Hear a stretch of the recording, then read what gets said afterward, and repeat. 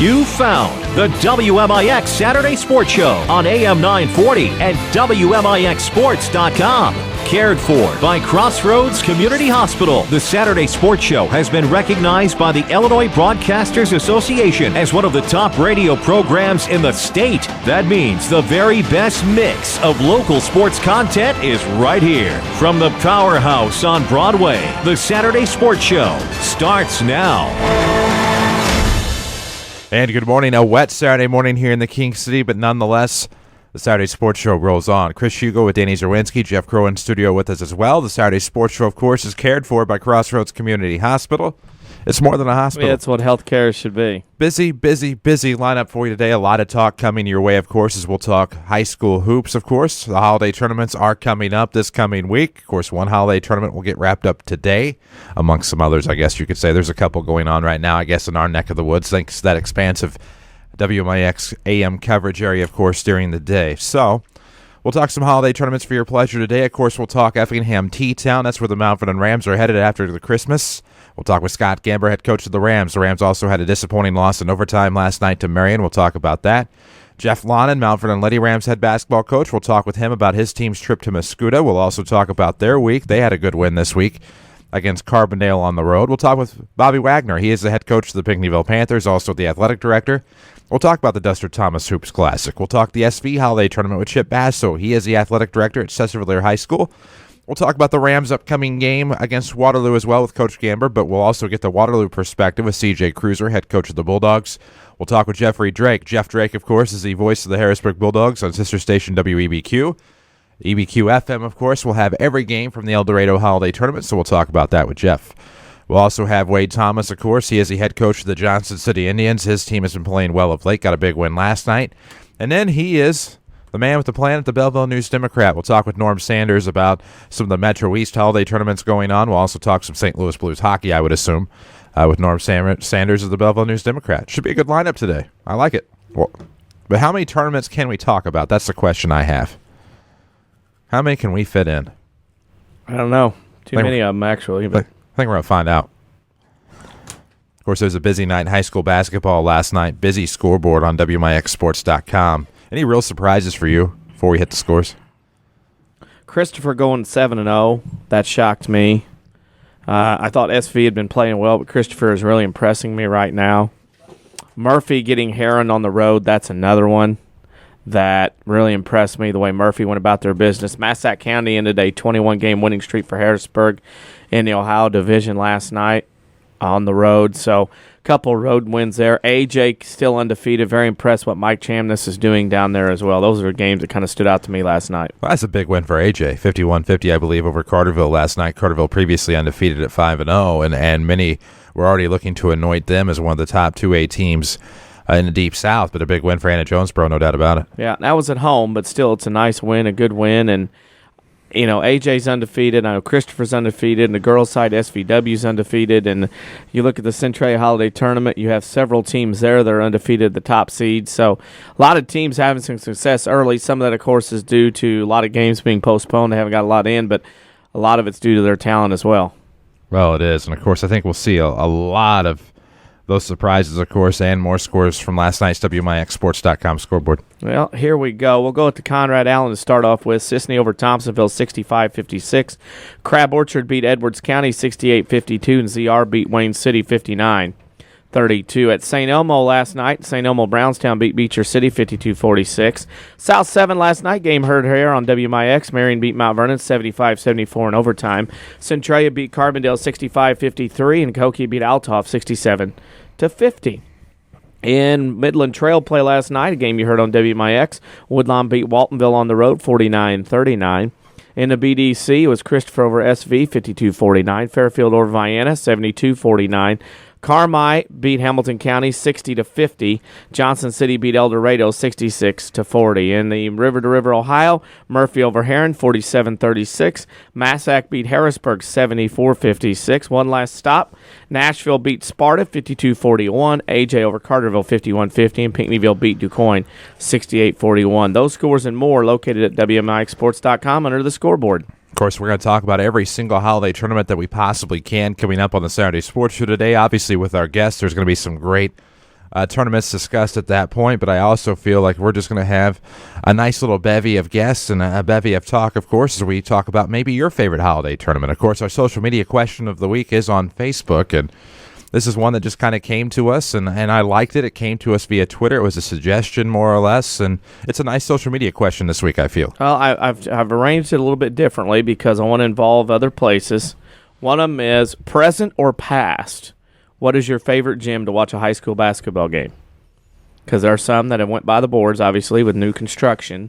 So I wanted to throw in there present or past. Sure. That everybody can answer that one. Well, and with our coaches, obviously, when we ask them, we're going to ask them in such a way that they don't feel obligated to say their home gymnasium, and unless that is, above and beyond their favorite, but we can ask them outside of their home gym, which is their favorite of all time. But I like that question, and that came to us via the Frankfurt Redbirds basketball Twitter account the other night, and so they reached out to us. I think they like what we do, and we like what all the schools are beginning to do on the Twitterverse as well, and reaching out, and everybody on the Twitterverse, as they are, is really helping kind of spread the wealth with high school sports and really showcasing the talent that resides in a lot of these kids playing for these various teams. So don't forget to give us a follow on at WMIX Sports, I should say. We're on Facebook as well, where you can find the WMIX Sports social media question of the week. We'll give you our answers a little bit later, but we need to catch up with Mount Vernon Rams head basketball coach Scott Gamber. We'll talk about last night's loss. We'll talk about tonight's upcoming game. We'll also talk about the Effingham T-Town Holiday Tournament. It's all to come on the Saturday Sports Show, powered by Crossroads Community Hospital. It's more than a hospital. It's what healthcare should be. Back after these.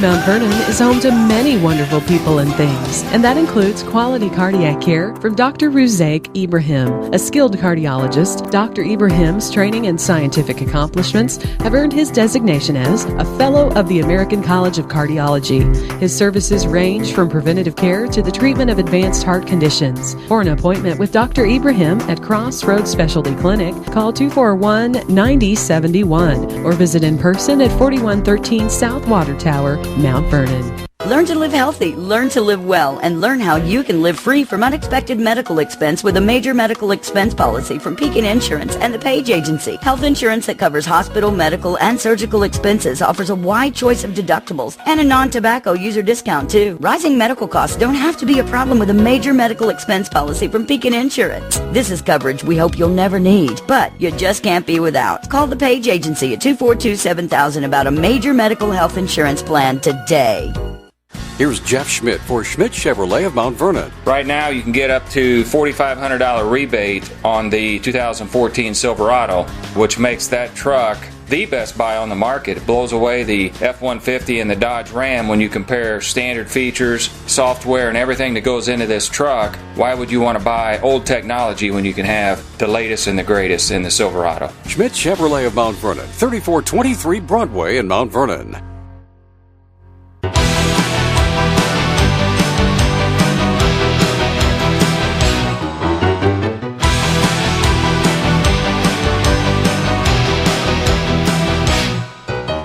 And we welcome you back on the Saturday Sports Show, WMIX, WMIXSports.com. It's powered by Crossroads Community Hospital. It's more than a hospital. It's what healthcare should be. That's Danny Zawinski. I'm Chris Shugo. Our guest this morning is the head coach of the Mount Vernon Rams. He is Scott Gamber. Scott, good morning. Morning. How are you guys doing? Pretty good. I know last night, obviously, the way it ended, probably not the way you wanted it to end, with a 75-74 Marion win. And overtime, of course, 2 free throws from Mo Jackson. Time had already expired. I know it's not the way you want a game to finish, and I know it stings a little bit. Yeah, that one last night, it's a really bad loss in a lot of ways. I think, it's one thing. It'd be a bad loss to begin with just to get beat at home, against Marion. But what makes it so much worse is that all of the opportunities that we had to win that basketball game. I mean, literally about 10 things that if we do one of the 10, the game's over and we, we're on top. And the fact that we did none of those 10 things, it's just really frustrating. It's a hard one to swallow because we were given every opportunity. We had 20 of leads, and we made a lot of really, really bad plays down the stretch, and it cost us.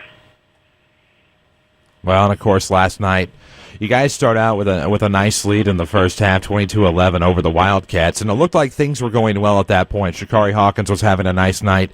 Fitz was having his usual nice night, but you're getting some nice performances early on out of your supporting cast. Guys like Luke Wilson and Dylan Reeves had a good night, and I think when Dylan fouled out, that made a huge difference defensively for the Rams.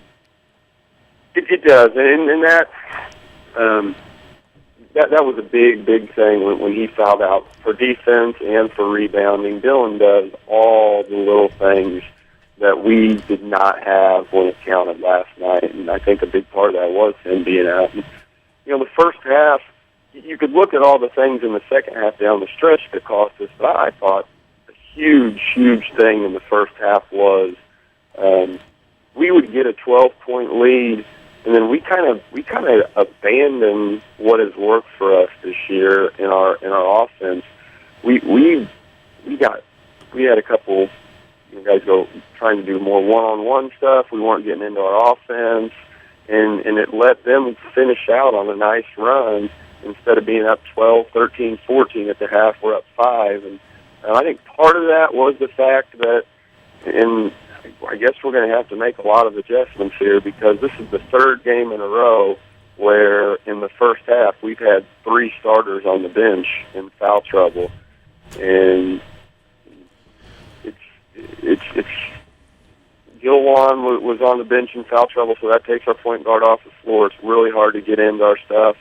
Dylan's got 3 fouls, he's on the bench. Doug's got 2 fouls, he's on the bench. And, it just made it really tough on us. And it's going to be something we're going to have to deal with. With our size, teams, they've already figured it out. The last 2 teams we played have absolutely pounded the ball inside over and over and over. Marion pounded it to Carson Cash every single trip, and then we're having to help, and then that allowed Mo Jackson to start slashing and killing us. And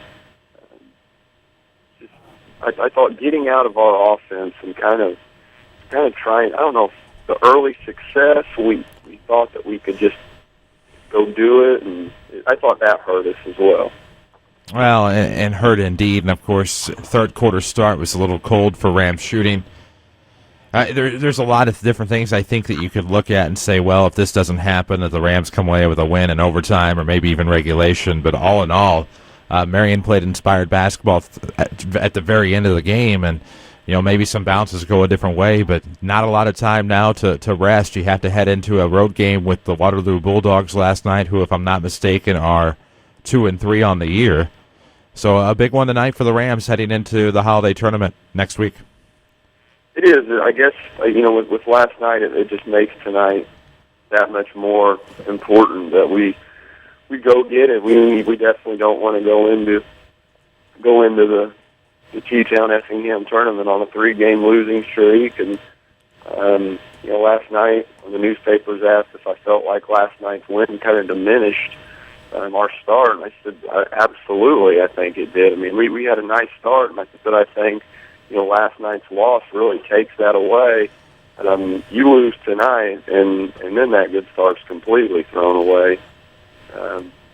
We've got to find a better way to guard the post, and we'll, it's a short turnaround, but on film, Waterloo looks to really pound it inside. I don't know if that's going to come from more help and just make guys shoot it from the outside. I don't know if that's going to be. We're going to have to just really look at how we can guard the post a little bit better with our lack of size. And Jake Pike may guard the post a little bit for us. He's a strong kid. He did a good job last year in the post. We may have to ask him to do that a little bit more this year. And, is this a game tonight where it's more of a mental challenge than physical, considering the loss last night at home and the long bus ride, playing an opponent guys aren't really into as far as knowing a lot about, and the bus trip? Is this more mental than physical tonight? A little bit. I still think it's physical in the aspect of our defense is really, really struggled the last 3 games. A little bit better against Cahokia, but last night and then, the Mascoutah game, just kind of letting guys cut wherever they want untouched. And maybe part of that's being in foul trouble and guys being a little gun shy, but we can't stop being physical with the guys cutting. And just going back to last night, you just look at, hey, we box out 1 time in 3 possessions when they miss a shot and get the rebound. We win the game. We don't get a technical foul. We win the game. We, get a loose ball there at the end. We win the game. We don't foul in that last situation. We win the game. 3 times in the second half, the shot went up. We got the rebound, and they got a basket out of it because we didn't secure the rebound. They just took it from us and laid it in. Just one of those things we do, we can win the game. And I guess we've got to really start doing a better job as coaches of harping on those things in practice, not letting them get away with anything as far as, having anytime we don't box out, doing push-ups, or, something like that. Because we're not doing the little things, so it's our job as coaches to find ways in practice to really emphasize those things. Well, and of course, a short rest into the holiday as well. You go to the Effingham T-Town Holiday Tournament. 6 teams, 2 pools of 3. Your pool is T-Town, Mattoon, obviously yourself. You have T-Town at T-Town Friday at 2, followed by Mattoon at Effingham at 6, and then a trophy game that Saturday evening. Pretty tough pool for the Rams, of course, with the T-Town wooden shoes, and then the Greenway from Mattoon, who have improved immensely and have a runner-up finish under their belts to the Althoff Crusaders at the St. Anthony tournament. So a pretty tough pool for the Rams. It is, and that's what, after the game last night, talked with our guys about, is that the road only gets tougher from last night. Going to Waterloo is always no fun and a very difficult game, and then T-Town at T-Town is going to be a brutal game, and then playing Mattoon. And the thing that really worries me about these next 3 games is I think the thing we struggle with most is our interior defense, and we're getting ready to play 3 teams. I mean, especially in T-Town and Mattoon, that absolutely pound the ball in the post. I mean, T-Town, their big sophomore touches it every single trip. And Mattoon does a great job of pounding the inside of their 2 big kids. And then today, Waterloo. And so we're going to have to get better in a hurry at that aspect of the game. Final question for you, and being a basketball aficionado that you are, this social media question of the week this week is present or past? What is your favorite gym to watch a high school basketball game in? Oh, outside of Mount Vernon, there's a couple. I loved Trout Gymnasium. I always liked playing there. I liked going to games there. It reminded me a lot of Chagnon. And then I guess the other one would be, I really like West Frankfurt's gym.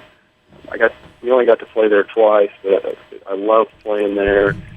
I got to coach there 1 year. I just think it's a neat atmosphere for basketball. And I really like Salem's gym too.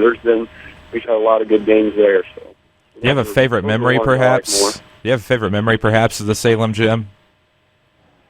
There's a lot. Because when I was in high school, that's where the sectional was every year. I guess my sophomore year, winning that sectional there, because I don't think any of us expected to do it. And being able to beat Centralia and win the sectional, that would be a big one. I didn't know if maybe ruining part of their floor would be a good memory or not. Yeah, that was a bad deal. Scott, obviously we'll see you tonight. Hope that things turn out a little bit better for Rams basketball. So good luck against the Bulldogs, and we'll see you tonight.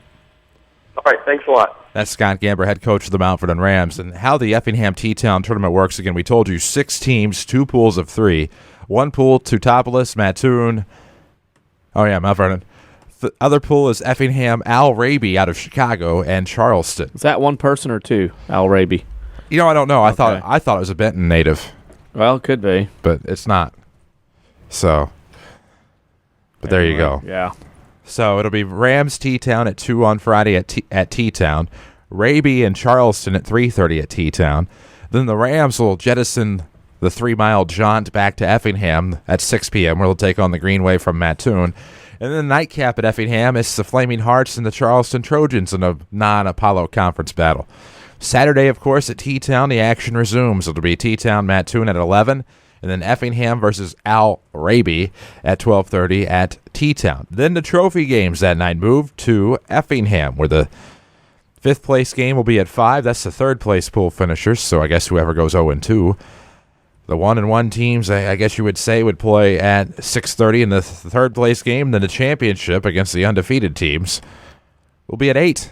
All of that is at Effingham. You can listen to the Rams games on 94.1 or listen at WMIXsports.com. There will be no streaming video from Effingham or T-Town. So there you go. Should be a dandy of a tournament for the Rams. Looking forward to making the trip up there. I've already talking with Mr. Waltman and Mr. Johnson, both of the athletic directors up there. So it should be a nice little trek to Effingham/T-Town next week. But there's your preview of the Effingham T-Town Holiday Tournament. Mattoon should be a challenge, T-Town a challenge, Effingham is improved. But all in all, if the Rams wanted a Holiday Tournament championship, this would be a good opportunity if they can recover from games like last night and then Tuesday's game against Cahokia. They better get one. And I think tonight, I think that it's more of a mental thing tonight to lose to Marion, have to come in and get a walkthrough, have to ride the bus to Waterloo, takes forever on the bus, play a team you don't know a lot about. It's Christmas break, the kids are out of finals, everything else. It's a tough one. And then if you don't get this one, then you got to sit on it for 5 or 6 days, and then you got to wait till 2 o'clock next Friday for T-Town. There you go. Something to mull over during the Christmas holiday while you're remembering the reason for the season and then subsequently opening up gifts, hopefully, in that order. So we'll take a break. We'll come back with Lady Rams head basketball coach Jeff Lon, and we'll see how he feels about the Mascoutah tournament and what feels like a draw against Belleville East for the 15th consecutive year. So we'll talk about that. We'll also talk about their big game against Carbondale this week. Should be exciting times coming up on the Saturday Sports Show, powered by Crossroads Community Hospital. It's more than a hospital. It's what healthcare should be. Back after these.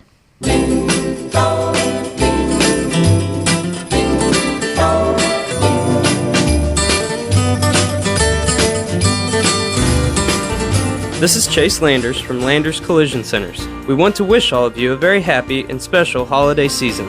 We also hope that you'll be safe when traveling to see your loved ones. In the event that something unfortunate happens in your travels, we're fully equipped to handle your vehicle and get it back on the road faster and like it rolled off the showroom floor. That may sound cliche, but at Landers Collision Centers, we believe in maintaining the highest level of integrity and the best quality repairs in the collision repair industry. We quickly process insurance claims and will gladly offer you a car to drive while we restore yours. The last thing anyone needs is to worry about transportation around the holiday season. This is Chase Landers with Landers Collision Centers. If you need us, just give us a call at 1-888-LANDERS. That's 1-888-LANDERS. On behalf of all of our staff, have a happy and safe holiday season. Thank you for your continued trust. We look forward to serving you for years to come.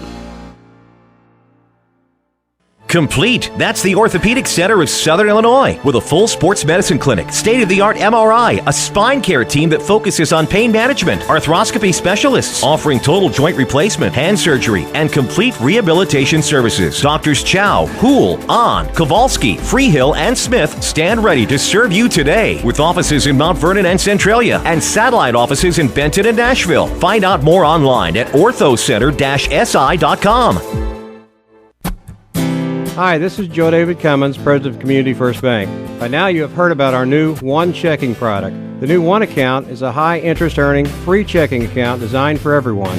Unlike other banks that pay interest on higher balance, this account pays interest on all balances. From high schoolers to Warren Buffett, One will work for you.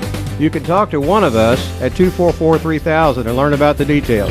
One, exclusively at Community First Bank. You will be one happy customer. Member FDIC.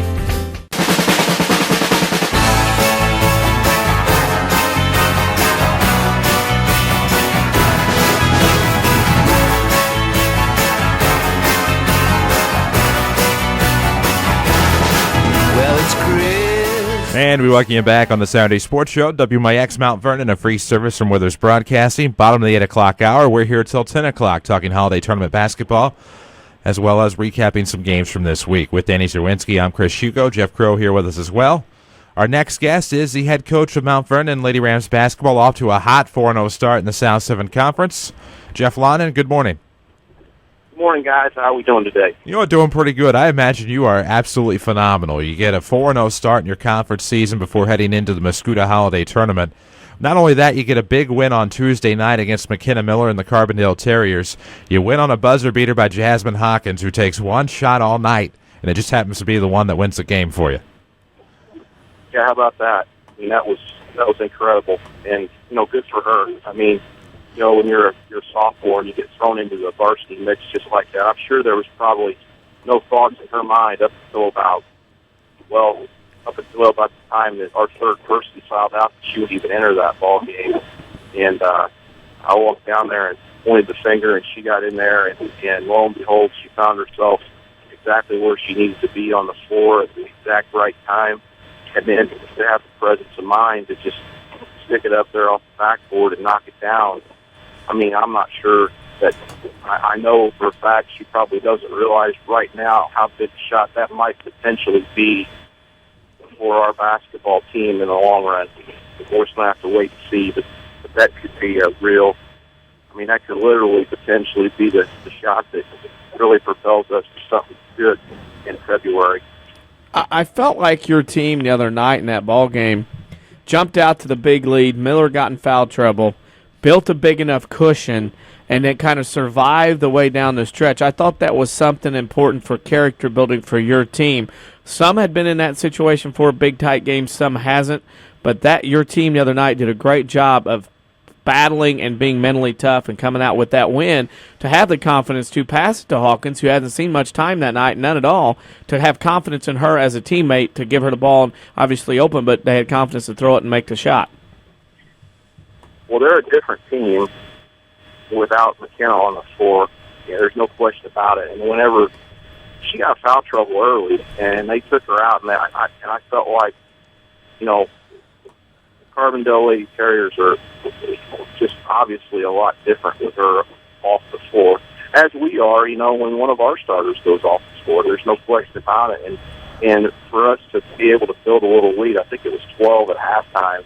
And honestly, it probably should have been about 18 or 20. I mean, we played well in the first half, but we didn't make enough shots, in my opinion. I think we missed some shots that we would normally make, and probably left about 6 or 8 or maybe 10 points out there, on shots around the basket that just didn't fall.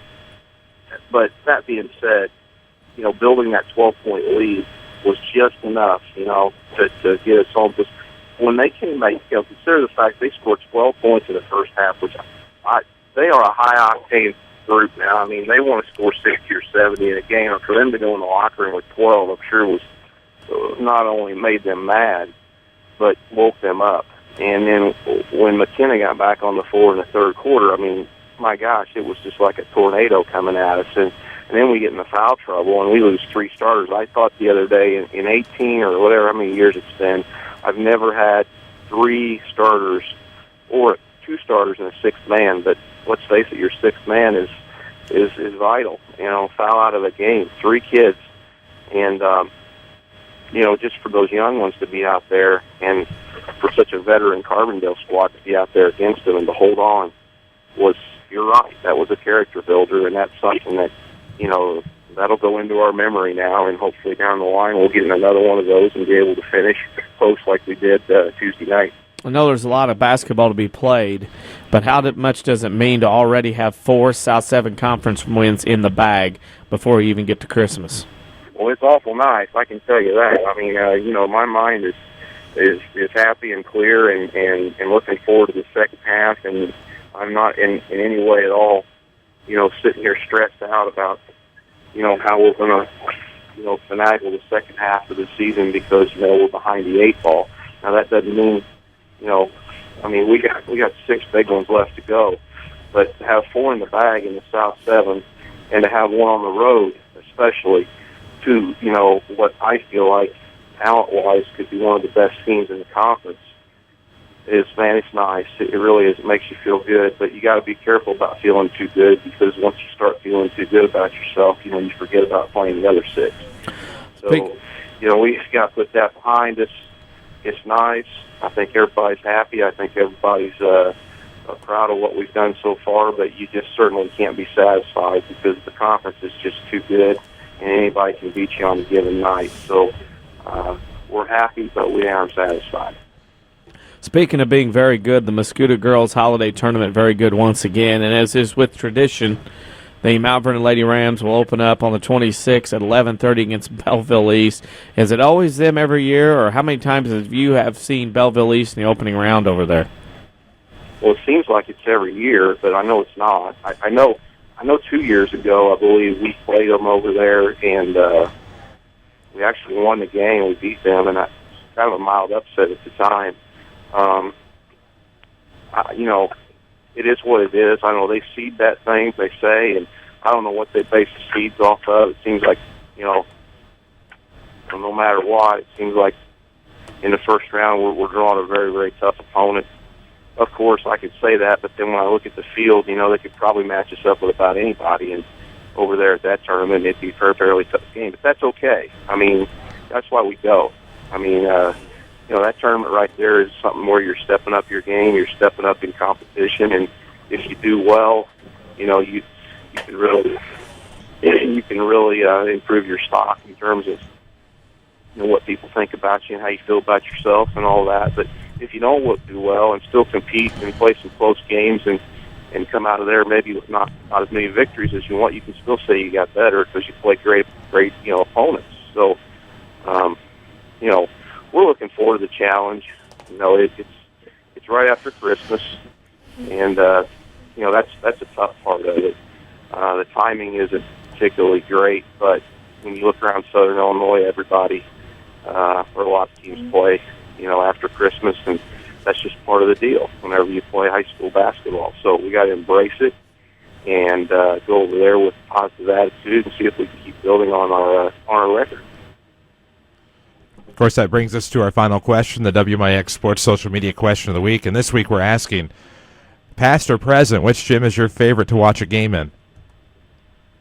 Which gymnasium? Yeah, which gym? Oh. Not male gym, but place gym. Location. Other than Shagna, of course, which is a wonderful gym to play in, by the way, and watch a game in. I would say probably the gym at West Frankfort. I would say, was that Max Morris? Yes. Yes, I can't think of one better than that one. I really can't. I will tell you some runner-ups behind that one is the gym at El Dorado, the gym at Pinckneyville, and obviously the gym at Nashville is those, and those are bowl type. You guys have been to those gymnasiums, those old lower like bowls that kind of sit down in the ground a little bit. I think those three gyms, El Dorado, Pinckneyville, Nashville, would all be tied for second behind Max Morris and West Frankfort. And then Shagnon, of course, being the king of all, in my opinion. That's a great opinion, Lon. And, of course, all are very good gymnasiums. And, of course, the Lady Rams on the 26th at 11:30 we'll have the Belleville East Lady Lancers. Lon, and Merry Christmas to you and yours, and I look forward to talking to you again soon here on the Saturday Sports Show. Sounds great, guys. Appreciate it. That is Jeff Lon, and we'll talk to him next week, same time. Of course, head coach of the Lady Rams, they will head to Muscuda after Christmas. You look at Muscuda quickly, we'll run that down. Breeze Central and Oakville, of course, in the 8:30 game. Highland Althoff, East Mount Vernon, Mater Freeburg, West Westglen, O'Fallon Carbondale, Muscuda, and Northwest Academy of Law, and Nashville Centralia. But all in all, you have to think if you're looking for a clear-cut leader out of in the clubhouse, it's going to be one of the traditional favorites, a Breeze team or a Nashville or somebody of that ilk. Yeah, and that's a grueling tournament, almost up there with the Highland tournament as well. But as like Coach Lonan said, it doesn't matter who you play, how you play, whatever. It's going to be a tough tournament just because of the competition level. No doubt about it. That's the tournament to be in if you want to get better around Christmas time. It's the Muscuda Girls Tournament. It kicks off on the 26th and runs through the 28th. Good luck to all of the teams in that. Good luck to the Lady Rams, of course, as they will take on Belleville East at 11:30 on the 26th. We'll take a break. We'll come back. We'll talk the Duster Thomas Hoops Classic with Bob Wagner. He is the head coach of the Pinckneyville Panthers. It's all coming up on the Saturday Sports Show, powered by Crossroads Community Hospital. It's more than a hospital. It's what healthcare should be. Back after these.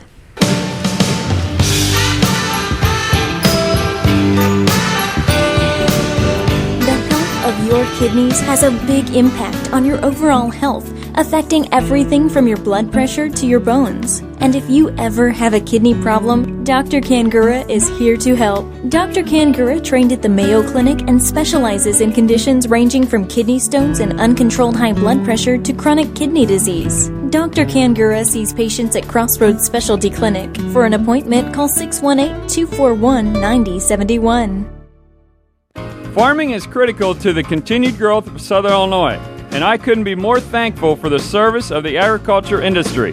Hi, Roy Schmidt, Ford dealer at Ford Square, Mount Vernon. We want to salute Farm Bureau members with a special incentive on remaining new 2013 Ford F-150s. If you are a Farm Bureau member, trade in a 1995 or newer Ford Ranger, you can purchase a new 2013 Ford F-150 two-wheel drive for only $18,000 plus tax, title, and destination. All you have to do is finance through Ford Motor Credit. Wow! We can't thank farmers enough for their dedication, but we can offer everyone in the Farm Bureau a great, honest deal on America's #1 truck. Come see one of our sales associates to get the best deal on the heavyweight truck champion at Ford Square, Mount Vernon, 1501 Broadway in Mount Vernon, Illinois, or shop us online at fordsquare.com and find us on Facebook and Twitter.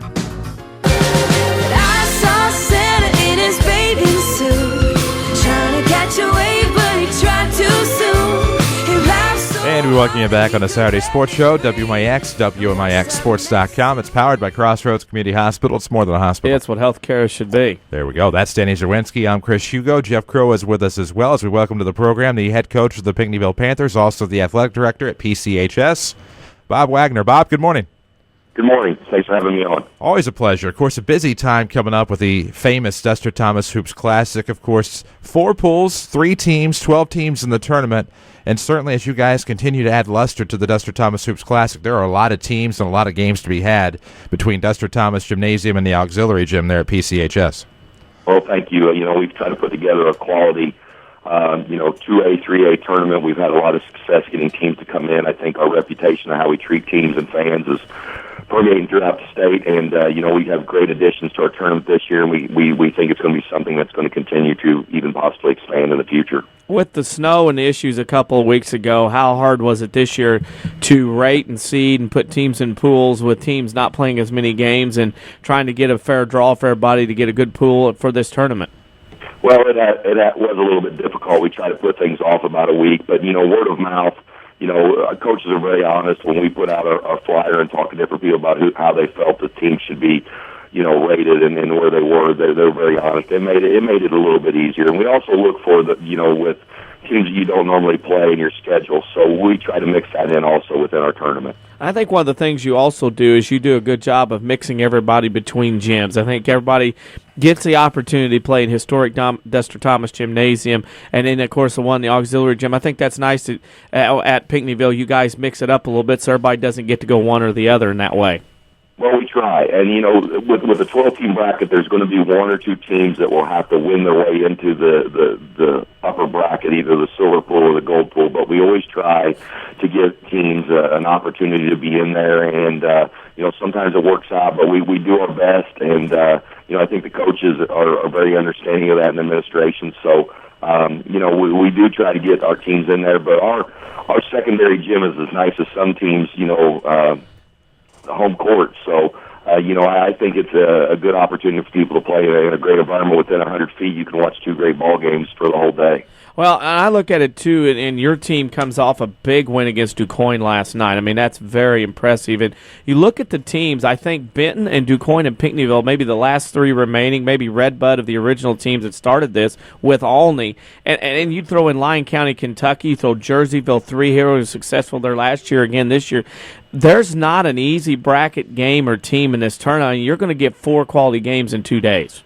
Well, and I think that's the idea of it. When we put this together and we were looking at a 2-day tournament originally with the 8 teams, We really like the idea of it with the fact that you could challenge yourself, but you could still go scout, or you can have a little bit of a Christmas vacation, and it hasn't changed. When we went to 12 teams, the quality of the teams has not diminished. I think it's great brackets. I like the fact that we've had a little bit of local flair also come in with Chester being brought into the tournament and Waterloo Jabos close. And then, we've always had Olney, which has been a great tradition with us, and we hope to keep those ones that have been mainstays with Ben the Coin as well. That tournament, of course, will take place on the 27th and 28th, games going on all day and night, both days.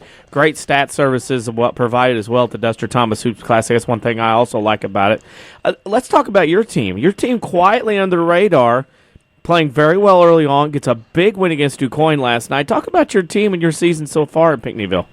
Well, we are a young team.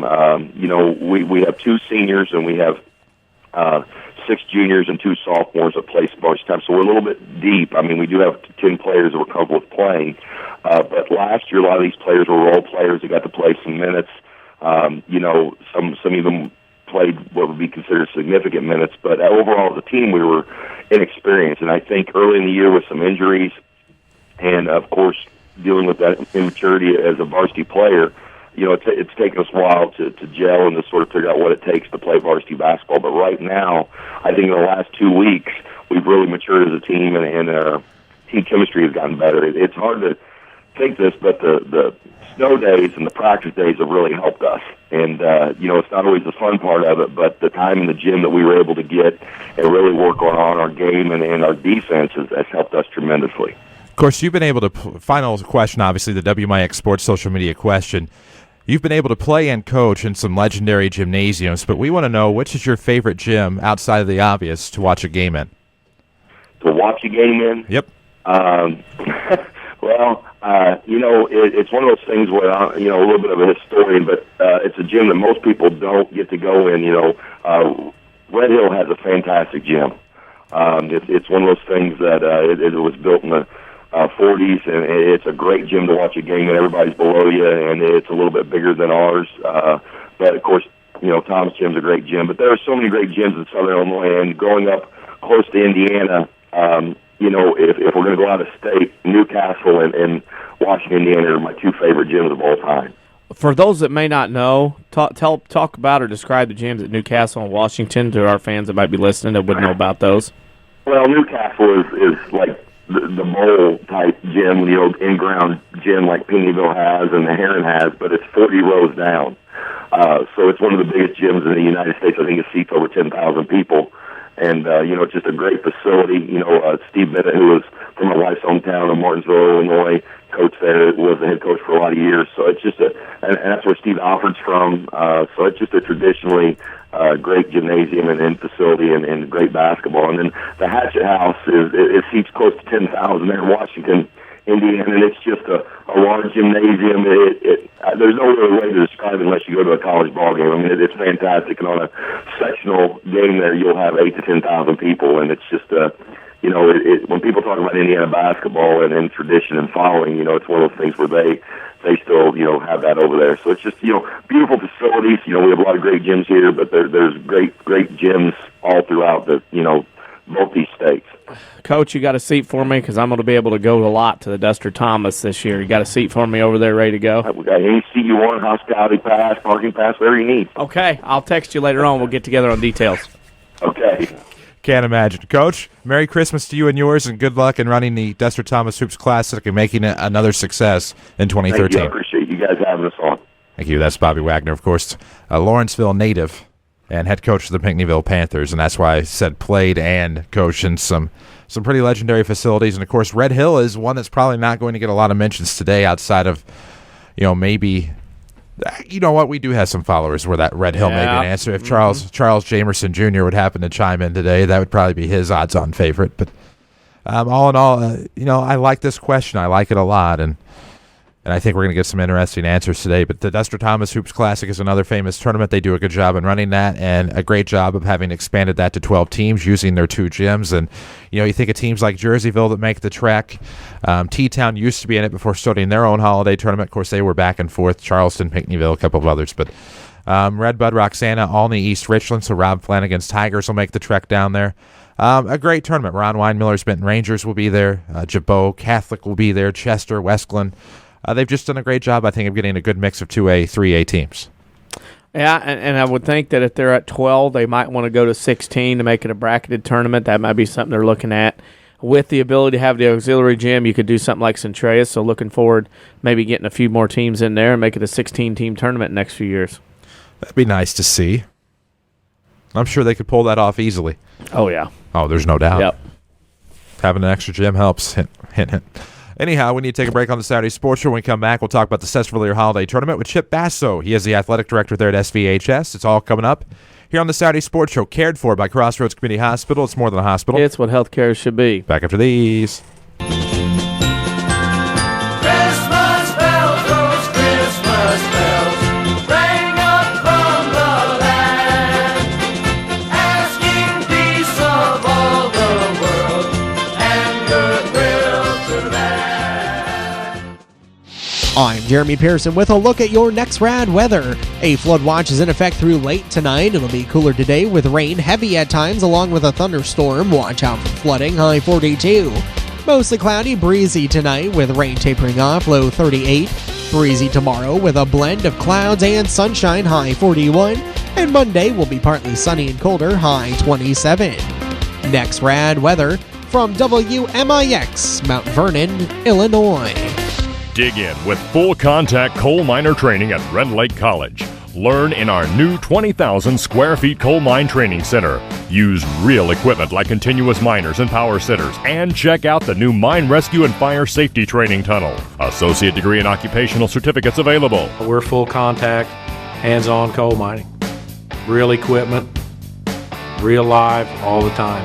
What are you waiting for? Call 618-437-5321 and get started. A digestive problem can affect every area of your life. But now there's a specialist right here in town who focuses on digestive health. Mayo Clinic trained Dr. Tegpaul Atwal has opened the only gastroenterology clinic in Mount Vernon. Dr. Atwal treats acid reflux, gallbladder problems, inflammatory bowel disease, ulcers, and more. For your appointment with Dr. Atwal at Crossroads Specialty Clinic, call 618-241-9071.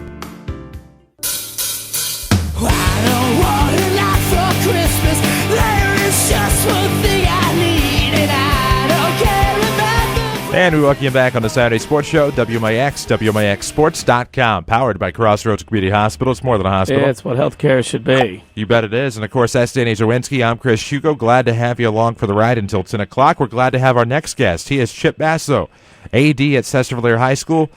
Busy tournament coming up for them at SVHS. Chip, good morning. Morning. How are you guys doing? You know, pretty good. Trip to Sester, of course, in the books for WMIX Sports, or multiple trips to Sester in the books for WMIX Sports this coming week. And a nice tournament that you guys have put together and always do a fine job down there at SVHS. Yeah, we're always glad to host it. It's a lot of work, but it's a lot of fun for us, and it's a kind of a labor of love. But we appreciate all the towns and communities that come down to our tournament. It's good 4 days of basketball. A good 4 days, and I think this year a little different. The fact that snow break, the 7 to 10 days that caused problems, a lot of teams lost games. How much more difficult was it this year to get seedings and stuff from coaches sent in and get a true read on this tournament? Well, it was. Here I got a little bit for you here. Here's a little bit of piece of breaking news. I was on the phone.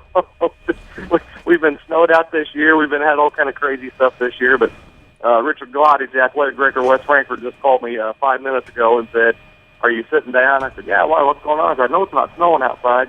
He said, "No, our locker rooms are flooded. We can't play tonight." I said, "Oh, no, you got to be kidding me."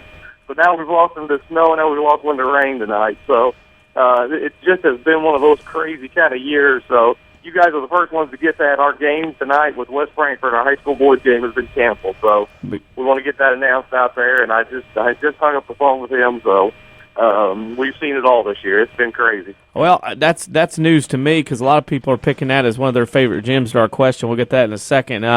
Interesting game, flooded out. I've heard of leaks in roofs. Wow. I've heard of snow. I've heard of whatever. I've never heard of a locker room get flooded. Locker room's flooded, so that's what I said. And but I had to call poor Shane Garner. I know he's felt like he's we played 3 games this year, and it's almost Christmas time, and that was, he said, "You got to be kidding me." I said, "No, Jay, I wouldn't play with you like this." He didn't know this was going to be part of the job, did he? Oh my gosh! I'll tell you what, I feel sorry for him, but that's just kind of how the season goes. Sometimes you just got to kind of roll with it. But that was interesting. We've never lost one to rain before, but I think we have tonight. So. Well, they needed a tarp, I guess, the way it sounds down there. Guess. There you go. There you go. Yeah. I look at this tournament, of course, Woodlawn defending champ 1 seed, but then you look down, Sparta is a 2, and they've had a good start to their season. And then Johnson City, the big win last night, Christopher, a big win. Goreville's been playing pretty well. I mean, this is an interesting tournament here with the top 4, 5, 6 seeds where anybody can win this. I think SV at a 7 could roll in and win, and ZR's playing in a title game at Wayne City tonight. This is a very balanced field at Cesar Valera for this tournament. I think it is, and I think that's kind of what makes it fun. And I know from my aspect, I'm trying to look at it. And, we got the coaches' seeds back in and getting everything put in there, and then you're looking at it and go, wow, this is going to be a lot of fun the way to see how this thing shakes out. And I think you're going to get a lot of good games. I think we'll have some good first round games. I think it's just going to keep getting better and better as the tournament goes on. So I think there's a lot of parity there, and I think it'll be fun to watch. With that, our final question for you, because we know you're going to be busy with the flooding and everything going on at Frankfort and trying to get people contacted. Our WMIX Sports social media question week is this: present or past, and not given the obvious at Cesar Valera, what is your favorite gym to watch a high school basketball game in? Honest to goodness, I might have said West Frankfort until tonight because I love going to Max Morris, but you know what? I'm going to stick with Max Morris because it's despite the floating locker rooms tonight, that's always one of my favorites to go to. And we played back there back when I was in high school. We played in a midwinter tournament there, and as a player, I loved it, and I loved going there as a fan. So I'm going to stick with old Max Morris. Nice. Very nice. There we go. Chip, Merry Christmas to you and yours, and good luck in another successful Cesar Valera Holiday Tournament next week. Hey, anytime, guys. I appreciate it. Thank you. That is Chip Basso, Athletic Director at Cesar Valera High School. You heard it here first. Yep. SV at West Frankfort tonight, postponed/canceled because of flooded locker rooms. And, of course, most of the area is under a flash flood warning at the moment with these rains that have come in. Wish I'd have known that before I headed down 34th Street. Almost slid right off the road. Hard to believe. There's a lot of water out there, so be careful. But you take a look at the Cesar Valera Holiday Tournament quickly. Woodlawn's the 1 seed, Sparta the 2. But it's looking like now a team that may be underrated. And, of course, you kind of have to go by the sake of comparison and just remembering the situation. But ZR, an 8 seed, has a chance to win another Holiday Tournament championship today at the Conrad Allen. So, I mean, it's tough to seed these teams. But Sparta, the 2 seed, is a team that's starting to make some noise. Well, this tournament's balanced. I think in recent years you've had 3 or 4 teams, had a couple teams. You knew Woodlawn Goreville was going to battle last year eventually.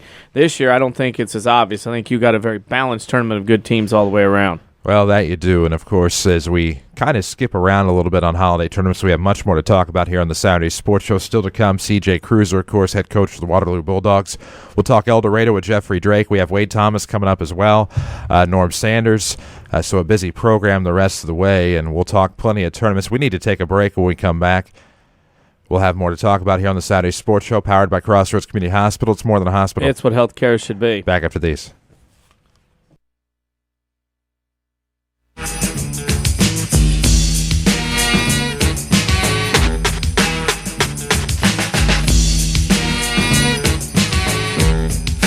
There's a good reason why Second Chance Auto has been in business for 33 years. They believe in doing business the right way, with honest deals. It's the only way they know. And thanks to Second Chance Auto, you don't have to head out of town to get financing. They offer bank rate financing to everyone. Yes, everyone. You'll find a great selection of quality vehicles with 3-month or 3,000-mile warranties. Come see why they've been successful for 33 years at Second Chance Auto. Route 142 East in Mount Vernon. Call 244-4582. If you can't pick us up where you live, move. This is WMIX, Mount Vernon, Marion, another Withers Broadcasting Station. What does technology sound like? Is it the clang of heavy machinery, the beeps and chirps of an electronic gadget? At the new Good Samaritan Regional Health Center, technology sounds a little something like this. It's the sound of a young girl excited because her mom's being released the same day as her minimally invasive surgery. Thanks to the Da Vinci surgical robot, our surgeons' hand motions are seamlessly translated into smaller, more precise movements. But surgery isn't the only way Good Samaritan is raising the bar for advanced healthcare in Southern Illinois. That's the sound of a patient's health record being updated and stored electronically for immediate access by nurses, primary care doctors, and specialists alike. That's why soon, the new Good Samaritan Regional Health Center will use all electronic patient health records. Less paper translates to faster, better care for you. And that sounds a little something like this. The new Good Samaritan Regional Health Center, raising a hospital, raising the bar. I love this time of year. It's a time that we reflect on the blessings of the year and the friends and relationships we've developed. It's a time that we're able to give thanks to those in our lives who we serve and who trust us to serve them. It's a time where we spend important time with our family and friends, enjoying the feel of the season. During this time, there are more smiles and more thank yous and a general feeling of kindness and generosity that is not present as often during the rest of the year. For unto us is born this day in the city of David a Savior who is Christ the Lord. From all of us at Community First Bank, Merry Christmas and a Happy New Year. Christmas is a time to say I love you. Share the joys and laughter and the tears. And we welcome you back to the Saturday Sports Show on WMIX, WMIXSports.com. With Danny Zerwinski, I'm Chris Shuko, and of course we appear courtesy of Crossroads Community Hospital. It's more than a hospital. It's what healthcare should be. There we go. Our next guest is the head coach of the Waterloo Bulldogs, whom the Mount Vernon Rams will play tonight. He is C.J. Cruiser. Coach, good morning. Good morning, you guys. Thanks for having me. Always a pleasure. And, of course, the Bulldogs with a decent start to the season, 2-3 to begin. Of course, you host your own tournament at Thanksgiving time. You play Edwardsville, Mater Dei, Highland. Of course, you get into conference play with Triad most recently, and then you have the Mount Vernon Rams tonight. But all in all, a decent start to the season, all things considered, when you have to open up with Edwardsville. Yeah, I mean, actually, that game we played pretty well. We held the lead in that game till late in the third quarter, and once they took the lead, I kind of knew we'd be in trouble because of their ability to hold the ball and us not be able to get it, and that's pretty much what happened in that game. But in that tournament, we just had two devastating 2-point losses to Mater Dei and Highland, and then we got off to an 0-3 start and felt like we were in every game. I mean, I just keep telling the kids we're 5-0 at halftime. We're just 2-3 overall. So we got to figure out a way to finish those games a little bit in the second half. And if we'd have finished a couple of those games in the tournament, we'd have a little bit better record. But we still feel good about ourselves winning our last two. When your last two coming into this one, talk about the Mississippi Valley Conference this year, how that's going to roll. Well, just probably like every year, it's kind of a toss-up. People think that we have a chance to win it. I think Jerseyville on paper is probably the most talented. Highland, we have a big monkey to get off our back with Highland. We have lost 14 out of 15 to Highland. So I'm going to always put Highland ahead of us until we figure out a way to beat them, and we had another 2-point loss with them already this year. So, those would probably be the three teams that will be in the mix. Civic Memorial is going to be in the mix because they make you play so differently, and when you get done playing the game, win or lose, you're just like, boy, that was another good game. And it's because, credit to them, they just make you play that way with their offense and defense, the way they methodically play offense and the way they run that 1-3-1 against you defensively. They have been a thorn in our side. I mean, we should have won the conference last year, and we got beat on a buzzer beater down there to them, and that cost us the conference. So CM is always a handful. So it's a toss-up pretty much like it is every year. You head to the Freeburg-Columbia tournament on Thursday, December 26th, a 2 or 3 day deal here. A lot of good teams, a lot of mix of 1A to 3A. Talk about that tournament for those of our listeners in this part of the woods that may or may not be familiar with that tournament. Well, that tournament has changed the format over the last couple of years. I mean, it switches between Columbia and Freeburg every other year. This year we're back at Columbia. 2 years ago, it was year 3 here, I started off, it was a 16-team bracketed tournament over there just a couple of seasons ago, and now it's down to a 10-team bracketed tournament. So we lost a couple of people, lost one of them to Jabot there at the Pinckneyville tournament. They're going to go there, and we're going to get a couple more back next year, so we'll be back to 12 teams. So it's a little different mix, but there probably is. You're either 1A or you're 3A pretty much, because a lot of those 3A schools now, like the Columbias and Freeburgs, used to be 2A, and now they're up to 3A. So it's pretty much 1A or 3A in that tournament. So it's kind of tough for the 1A teams, but the 3A teams have a good challenge in that tournament. And Alton Marquette is by far the best team there, and can play with anybody on a given night, and that's who got the number 1 seed. So that'll be a difficult tournament for us. Of course, it brings us to our final question, the WMIX Sports social media question. And I know you've been able to play and coach in some great gymnasiums, but this week we're asking our guests which gym is their favorite to watch a game in. Well, I grew up in Mount Vernon, so it's very easy to say Chagnon, but I'll go away from Chagnon since I probably saw the most games ever out of any gym at Mount Vernon. Probably second most would be Nashville with all my years there. But I'm going to go with the ones that probably have more personal meaning, and that would be Trout Gym in Centralia. I just saw too many games over there growing up as a kid, as an athletic director's son in Mount Vernon. It was always a big deal for me to go to the Centralia Holiday Tournament. You know, if it was a morning game, if it was an afternoon game, it didn't matter. A couple days after Christmas, you know, I probably had a new jumpsuit on from Christmas, so I was excited about that. A new Walkman and/or a new tape in my cassette player in the Walkman, and I felt like I was on top of the world bringing that into the Trout Gym, but then going to watch too many Harvey Thornton, Mount Vernon Ram games that were just epic games, and seeing so many people play over there that end up playing the NBA. Probably Trout Gym. You know, I got to play over there a little bit myself, but just watching games over there, there's just too many good games to not put that gym as number 1. I've thought with your buddy in Pinckneyville, you'd have to throw Duster Thomas Gymnasium in there, of course, with Nolan, you know, backing you up on that deal. No, you got to actually go there and have success to actually put that gym in there. So no, unfortunately, there's too many bad memories of close calls over there at Pinckneyville. That's why I couldn't put that in there. So no, I mean, you actually have to have happy memories when you walk out of those places. So yeah. I had a few more happy ones out of Trout than I did out of Duster Thomas. I was telling Mr. Hugo that you know, you and I and a couple others are defending champs of the Mount Vernon baseball scramble. We got a belt and a title to carry around at least for a year this time. You know. That's true. You know, we didn't get much of a hardware to show it off, so it's just by word of mouth. So I hope everybody believes us that we actually did win it. You know, there could be some question about that, I suppose. Yeah, no question here. Yeah. You guys didn't ask me one thing about the Rams, and we're playing the Rams tonight. So I want to tell you one thing about the Rams. I have seen the Rams, and I think they're a very well-coached team. They have a lot of athletic kids on the team. The one thing that probably a lot of fans that go to the games that probably don't realize, but I think their number 1 strength that they have is their ability to offensive rebound. I mean, it doesn't matter what possession it is.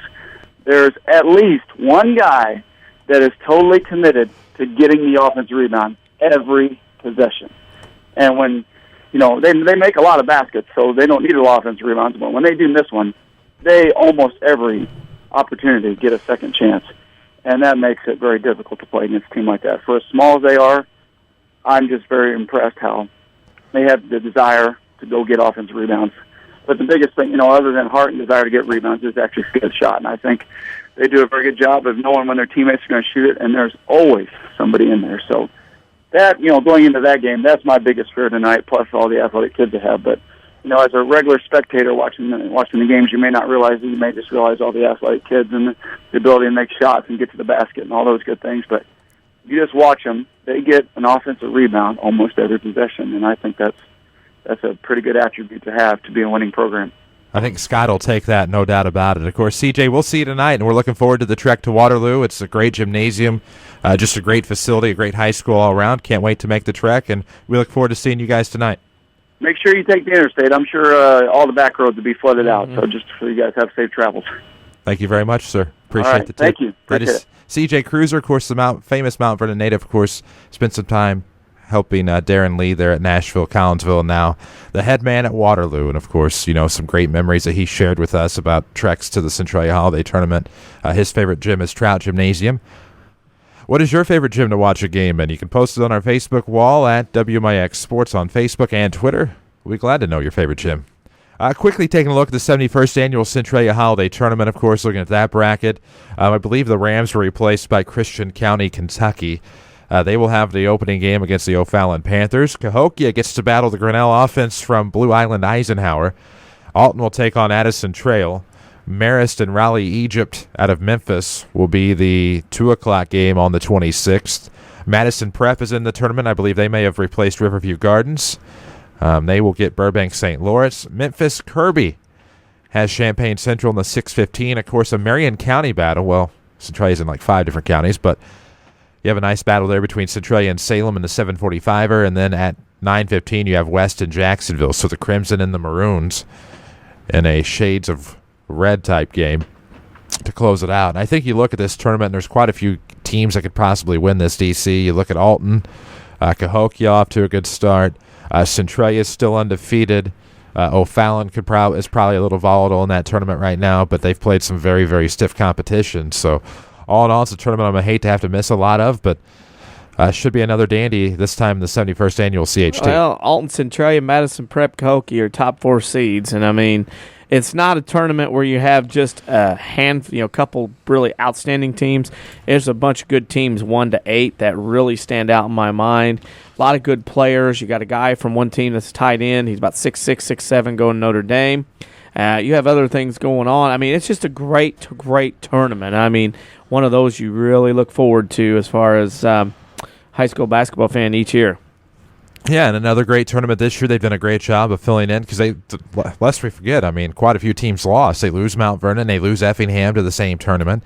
You bring in Christian County, Kentucky. You bring in Madison Prep. Of course, you lose Riverview Gardens as well.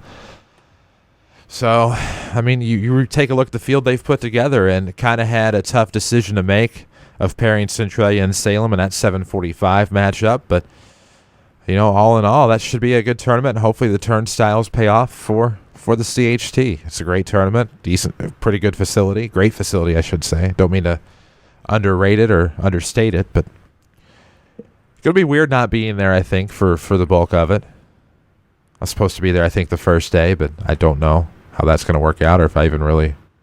I don't know. It'll be unusual. But that'll be the 26th, 27th, and 28th. You can find every game on our sister station, X95, as well as WRXXradio.com. But that's a quick gander at the 2013 Centralia Holiday Tournament now in its 71st year. Plenty more talk of holiday tournaments coming up here on the Saturday Sports Show. Our next guest, of course, is Jeffrey Drake, where we will talk about the El Dorado Holiday Tournament. I think Carbondale, I don't know that we're going to have a lot of time to talk about it later, deserves a quick discussion. Carbondale, of course, I believe they were able to recover something that they had lost there in terms of a title sponsor, a new name this year with the Seadale Holiday Tournament. They play games at Southern, they play games at Carbondale High School, but a familiar field: Trico, St. Mary's, Kentucky, Carterville, Carnahan out of Missouri, Murfreesboro, Cairo, Madison, Chicago Collins, and then, of course, in the large school bracket, you'll have Edwardsville, East Peoria, Memphis, Manassas, Marion, Carbondale, Pearl Cone, Tennessee, McClure, Missouri. I believe that's just straight McClure, and then McEachern, Georgia, who at one time, like 96, 97, are a Centralia Holiday Tournament team. So another decent field at Carbondale as well. That always is. The problem is you got to be able to get people in the seats. And sometimes with the loss of teams moving that went to other tournaments or started their own, they've had a lot of trouble filling the seats. But some pretty good games, pretty good teams down there, and it should be interesting, as you mentioned, the change of sponsorship that definitely had to come in. And once that did that, then they kind of saved that tournament, basically what they did. Well, exactly. I think 50 years. That's amazing. If you take a look in the early going, I think Trico or not, Carterville could be a favorite there to get to semifinal. Madison could be a favorite to get to semi. Murphy, larger school bracket. I think Edwardsville has to be an odds-on favorite. Yeah, I think Edwardsville's the odds-on favorite to win the whole thing. Yeah, Championship Plus should go back to Madison County. Right there in that one. But that's a quick look at the 50th Carbondale Holiday Tournament. Plenty more coming up on the Saturday Sports Show. We will take the trip to El Dorado with Jeffrey Drake. Coming up on the Saturday Sports Show, cared for by Crossroads Community Hospital. It's more than a hospital. It's what healthcare should be. Back after these. A child shivers in the cold. Let us bring him. Are you interested in a career in the culinary arts but can never afford the high cost of cooking school? Rend Lake College has a low-cost recipe for success. For as little as $5,500 per year, you can get a quality culinary arts education in your own backyard. That even includes books, tuition, class fees, and supplies. Learn to master domestic fare, pastry, and foreign cuisine in Ina, Illinois. Save thousands on a culinary arts education at Rend Lake College. For more information, log on to rlc.edu/culinary arts. Here's Jeff Schmidt for Schmidt Chevrolet of Mount Vernon. We're really proud right now to be a Chevy dealer. It's a lot of fun. We have free maintenance on the entire lineup of the Chevy brand. 2 years or 24,000 miles, you pay nothing for oil changes. So that's a remarkable deal that Chevrolet offers its customers. And with our redesigned and totally renovated facility, our customers really enjoy coming here for service. Schmidt Chevrolet of Mount Vernon, 3423 Broadway in Mount Vernon.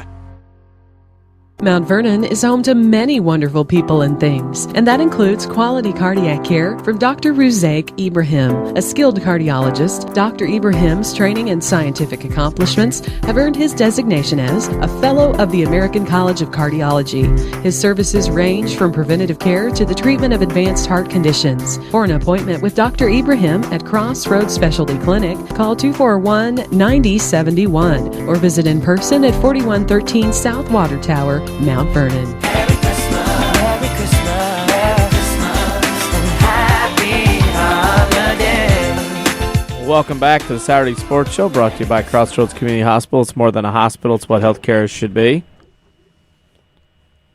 Joining us now, voice of Harrisburg Athletics on WEBQ, Mr. Jeffrey Drake joining us. Mr. Drake, how are you this morning? Good morning, guys. I'm even better after that NSYNC bumper music to take me back to the Saturday Sports Show. You can't beat that, right? Thank you very much. I mean, we try to shake it up a little bit. Had a little Billy Squire. We've done some Mannheim Steamroller today, getting in the holiday spirit here at WMIX. You got to believe that's the case. And, of course, holiday basketball tournaments are right around the corner. Of course, if you're in Wayne City, they're already going on, so this is a fun time of year. Fun time of year for you. You get to be down and hang out 3 days, one of your favorite cities in Illinois and El Dorado. And the El Dorado Holiday Tournament, a long-time tradition tournament, 16 teams, 3 days. The famous or infamous lose at 8:30 in the morning and 10 a.m. You turn around and play at 10 o'clock at night. This tournament's got a lot to offer in a very historic gymnasium at Duff Kingston. It is, for sure. I think this is the 49th year, so next year will be a big milestone at El Dorado, but 16 teams, double elimination, Thursday, Friday, Saturday, right after Christmas this year. So last year they had to delay it because of the snowstorm and everything, so hopefully the weather can cooperate. But anytime you talk about the field this year with Meridian, who's the top seed, Harrisburg, Massac, I think Fairfield's got a chance to maybe surprise some people. They're the 4th seed. Union County, Kentucky is the 5 seed. This is their second year in the tournament. I think they finished 5th place last year, so a team that not a lot of Southern Illinois opponents might know a lot about, but Union County's got a very good player who's coming back. They return quite a bit. AJ, they had a nice win over Carterville last night. I think they play Massac tonight. That could be a quarterfinal preview in less than a week at El Dorado. So you got those teams. Carmine's the 7th seed. Frankfort's the 8th seed. So I think it's probably Meridian, Harrisburg, Massac, Fairfield. Any of Union County, AJ, I mean, I could see a lot of different scenarios playing out there next week. I think one of the things about it is a lot of people, when you go to these tournaments, and El Dorado is definitely one of these tournaments, every year you go there, you go through the gym, you go in the gym, you look down, and you can see everybody, the same people, same town, same places, sitting in the same seats every year that watch every game start to finish. I think that's one of those qualities at El Dorado that's hard to match as far as other tournaments go. Yeah, and I mean, it can get a little watered down maybe with some consolation games, but in terms of the local teams and the local flavor, and there's always some good basketball there. And I think maybe the highlight is that the last day, the semifinals in the afternoon. You know, it's a pretty intense atmosphere. I know Harrisburg coach Randy Smith-Peters always tells his teams, just get a chance to play in the semifinals. That really replicates postseason feel. If you get in the Final Four, you got a chance to win a big trophy. Harrisburg's been fortunate to win 3 straight EHT championships. So they've been in 4 straight championship games. They're trying to make it 4 straight titles in a row, which has never been done before. 3 in a row has only been done once, and that was North City back in the late 80s and early 90s with Reed Jackson. So it's a good atmosphere. You're right. All the same people are there. It's a big social gathering for a lot of people across southeastern Illinois and southern Illinois. And certainly 3 days of basketball that I look forward to. You look forward to that, and, of course, that gymnasium, Duff Kingston, that's the thing I think historically speaking of as far as being the tradition of that tournament, that lots of good players and been playing in there. But I think when you look at this field, the top 4 seeds are one thing. You mentioned AJ, And it's a kind of deal where on the right time, right given morning, you could see a team spring an upset. And, I mean, this is something that you have to deal with. And then you throw in Union County, Kentucky in the mix. I mean, this is a lot of unknowns, and it looks to me instead of a couple good teams, obviously at the top, it's balanced all the way through, probably 1 through 8.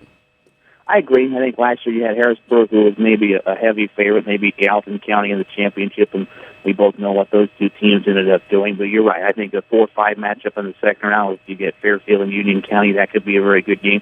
I think AJ's got to play El Dorado on the first night. Who knows? The Eagles. I know they had a big setback last night at home with Johnson City, and they play McLeansville tonight, but you never know playing El Dorado. But if you get Massac and AJ in the second round, Harrisburg, you have to play a Carmine or a Heron in the second round. So you can see Harrisburg and Massac maybe even meet in the semifinals. And the Patriots handled the Bulldogs pretty nicely last night by 18 down at Metropolis. But I'm anxious to see Meridian. I know they've got a lot of talent, and Jeff Mandrill has always a quality, very athletic team. So I think maybe Meridian is a slight favorite heading in. I think maybe people, after last night's final score, might take Harrisburg down a notch or two going in, but I think that was something that Harrisburg probably needed to experience, kind of taking one across the face last night in a big way at Massac. They go to DuQuoin tonight. And, I think, like we said, guys, it's pretty wide open next week. Harrisburg at DuQuoin, that's always an interesting matchup on the football field, now basketball. And before we let you go, and it's a busy day, we're going to ask you our social media question of the week, present or past. What is your favorite gym to watch a high school basketball game in? We talked about Duff Kingston Gym. That's a very historic place, so I would say it would be right up on the list. I was able to finally go to the Assembly Hall in Nashville last year, first time I'd been there. I never got to go to Trout Gym in Centralia, kind of regret that. I've never seen a basketball game at Dust or Thomas either, but there's not too many places I don't enjoy going to, but, El Dorado with the seating all the way around the gym, that kind of stands out, so it's a special place. Well, Jeffrey, we appreciate you joining us this morning. We know you'll have a lot of fun doing that tournament next week on sister station to BBQ. Enjoy the tournament, enjoy the week, and Merry Christmas to you and yours. Appreciate it, guys. And you're right, all 26 games on your sister station, WMIX FM 102.3, and online, WMIXradio.com. And guys, have a good weekend and a Merry Christmas. Thank you. That's Jeffrey Drake, voice of Harrisburg Athletics at WDEBQ, our sister station. We'll take a break and come back and talk Johnson City Indians basketball with head coach Wade Thomas. You're listening to the Saturday Sports Show on WMIX.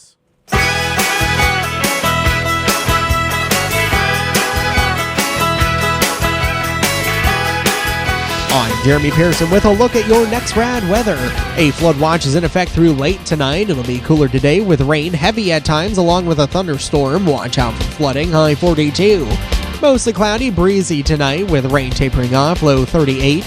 Breezy tomorrow with a blend of clouds and sunshine, high 41.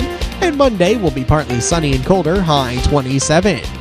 Next rad weather from WMIX, Mount Vernon, Illinois. Is your insurance deductible met?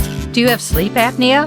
Call the Medicine Shop Pharmacy to order a new mask or supplies for your CPAP or BiPAP before your deductible starts over next year. Our respiratory therapists will take the time to make sure your mask and supplies are a good fit for your needs. The Medicine Shop is also your #1 source for nebulizers and associated supplies. Here's pharmacist and pharmacy owner Eric Black. We have 3 respiratory therapists full-time. That allows us, with our respiratory care, a great deal of flexibility to take care of everything from ventilator needs for infants down to simple nebulizer needs for a sick child, and everything in between, oxygen, CPAP, BiPAP therapy. Our respiratory therapists are wonderful, skilled at that. We look forward to hearing from you. Give us a call. The Medicine Shop is a locally owned business run by local people. Happy holidays from the Medicine Shop Pharmacy, 2339 Broadway in Mount Vernon.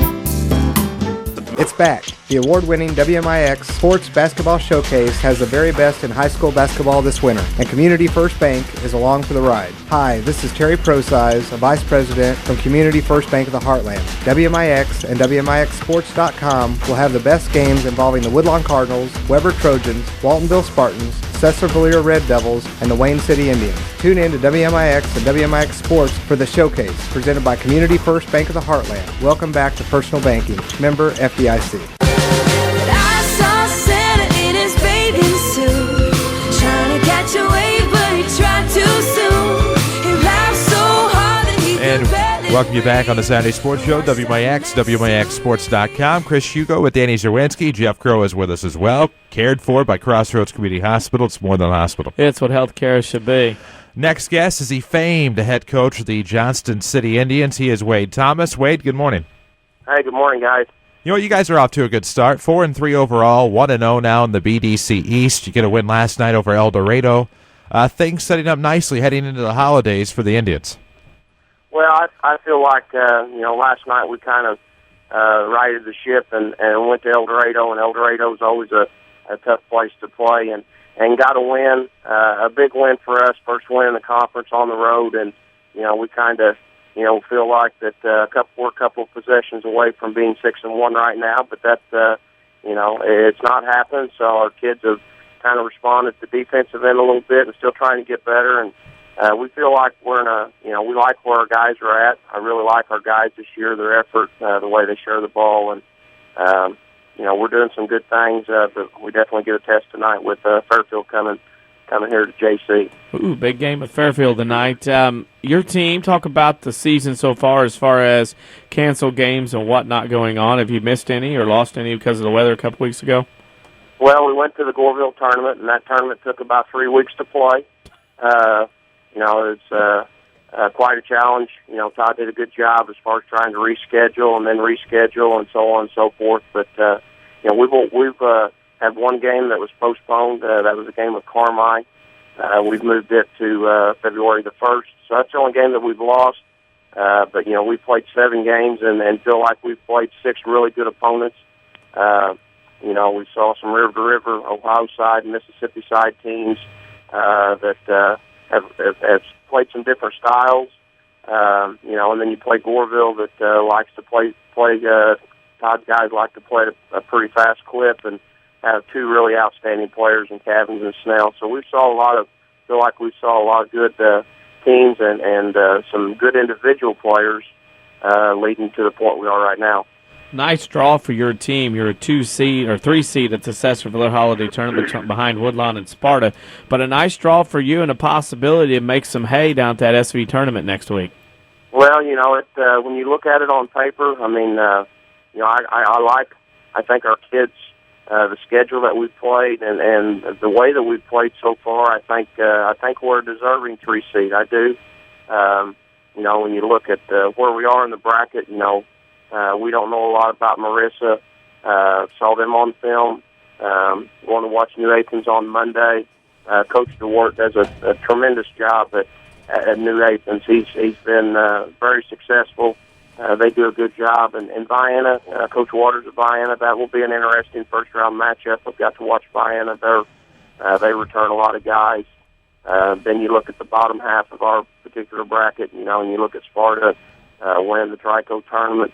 And then Coach Garner's got the Red Devils assessor playing really well. I know they lost a tough one last night against Christopher, but their guys are playing really hard. Hey, speaking of that, by the way, don't go to Frankfurt tonight. You got a game, I was going to say, but SV at Frankfurt canceled because the locker room's flooded at Max Morris.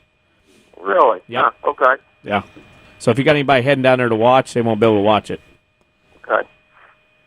That brings us to our final question, Wade, of course, the infamous WMIX Sports Social Media question of the week.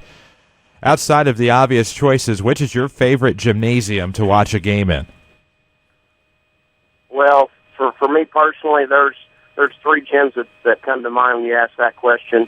For obvious reasons, the old high school gym at McLeansboro, the tradition, the guys that played there throughout the years from, Sloan Lee Reed, the Burnses, Thorell Kells, all those guys that went on and had a lot of success to the Brian Sloans, the Curdy Reeds, Darren Lee, the Stern boys, those really good players and teams of the early 80s. And as a player, being able to play there and play as a young kid, got to play on the JV team during those state championships teams, and being able to get dropped off by your parents for the JV game, and people are lined up at the doors at 4:30, 5 o'clock, and you play before standing room only crowd as a junior varsity player. Those are special memories and things that automatically come to mind.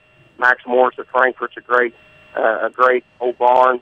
A lot of tradition there, but I would have to say McLeansboro and then Beth Kingston. El Dorado is just a special place. The tradition, the EHTs as a kid going and watching the great Pinckneyville teams, getting to watch Darrell Sanders from DuQuoin play there, watch all those Caro Pinckneyville matchups, watching the North City teams of the late 70s, early 80s. Beth Kingston's a special place, and I've heard you guys talk about it earlier this morning. Listen to Coach Goodley, Greg Goodley talk last week. When you go to El Dorado to DHT, it's not just a great 16-team 3-day event. It's a homecoming each year for people that get to go see people that maybe they just see once a year, or somebody gets to come home for the first time in 5 to 10 years. But everybody sits in the same place. It's not only a great atmosphere, and you hit it on the head earlier when you talked about the semifinal day. Jeffrey alluded to that a while ago.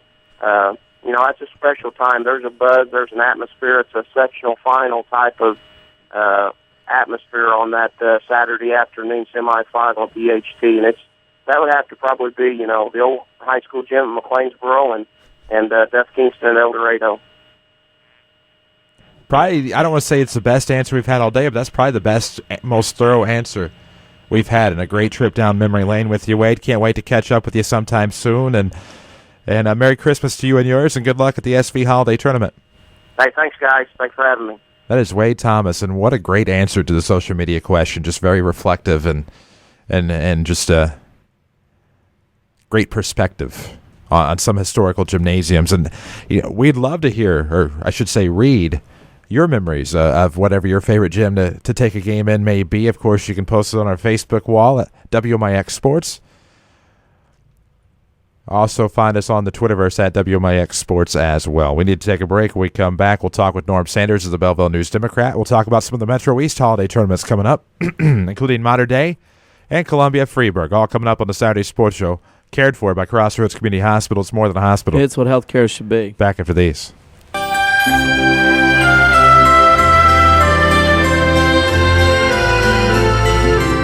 This is your local State Farm agent, Tony Wilt. I want to thank Mount Vernon and the surrounding area for continuing to support us over the past 5 years. If you have never sat down with someone to go over your insurance program, let me invite you into our office. Let us show you what working with the industry leader, represented by a local agent, can do for you. I'm located just off 42nd Street. You can reach our office 24 hours a day at 242-1421 or on the web at tonywilt.com. Thanks again, and go Rams. I couldn't resist. Last month's Ram Truck Month was so successful, I have decided to extend the only true truck month. Hi, Roy Schmidt, Ram dealer at King City Chrysler, Mount Vernon. You remember me telling you that the deals couldn't get any better, and it can't. That's why I'm glad to extend the opportunity for 0% financing for 72 months, plus $2,000 cash back on new 2013 Ram Quad Cabs and Crew Cabs with the Bighorn, Express, or Outdoorsman packages. 2014s are arriving daily, and we are ready to deal to help close out the 2013 model year. Take advantage of these amazing incentives. Come see one of our sales associates at King City Chrysler Center at 1603 Broadway in Mount Vernon, Illinois, or shop us online at kingcitychrysler.com.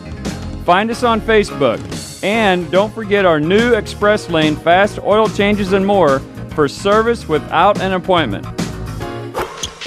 The sound of bouncing basketballs is heating up high school gymnasiums. Hi, this is Bria Ashby with Community First Bank of the Heartland. Hear all of the twine-tickling action on WMIX and watch at WMIXsports.com this winter. Mount Vernon Rams and Lady Rams basketball is in full swing. Find our broadcast schedule and live audio and video streaming at WMIXsports.com or listen to WMIX on game night. It's Rams and Lady Rams basketball powered by Community First Bank of the Heartland. Welcome back to Personal Banking.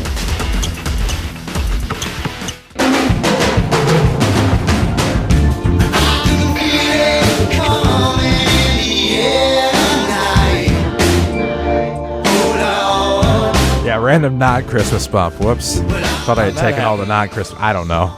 But you know what? Santa's coming in the air tonight or what? I don't know, but if you're going to mess up and leave an accidental non-Christmas song in there, I guess it would be that one. But egg on my face at the moment. Doesn't matter. I'm Chris Hugo. Danny Zerwinski is alongside. Saturday Sports Shows on WMIX, WMIXSports.com, and it's cared for by Crossroads Community Hospital. It's more than a hospital. It's what healthcare should be.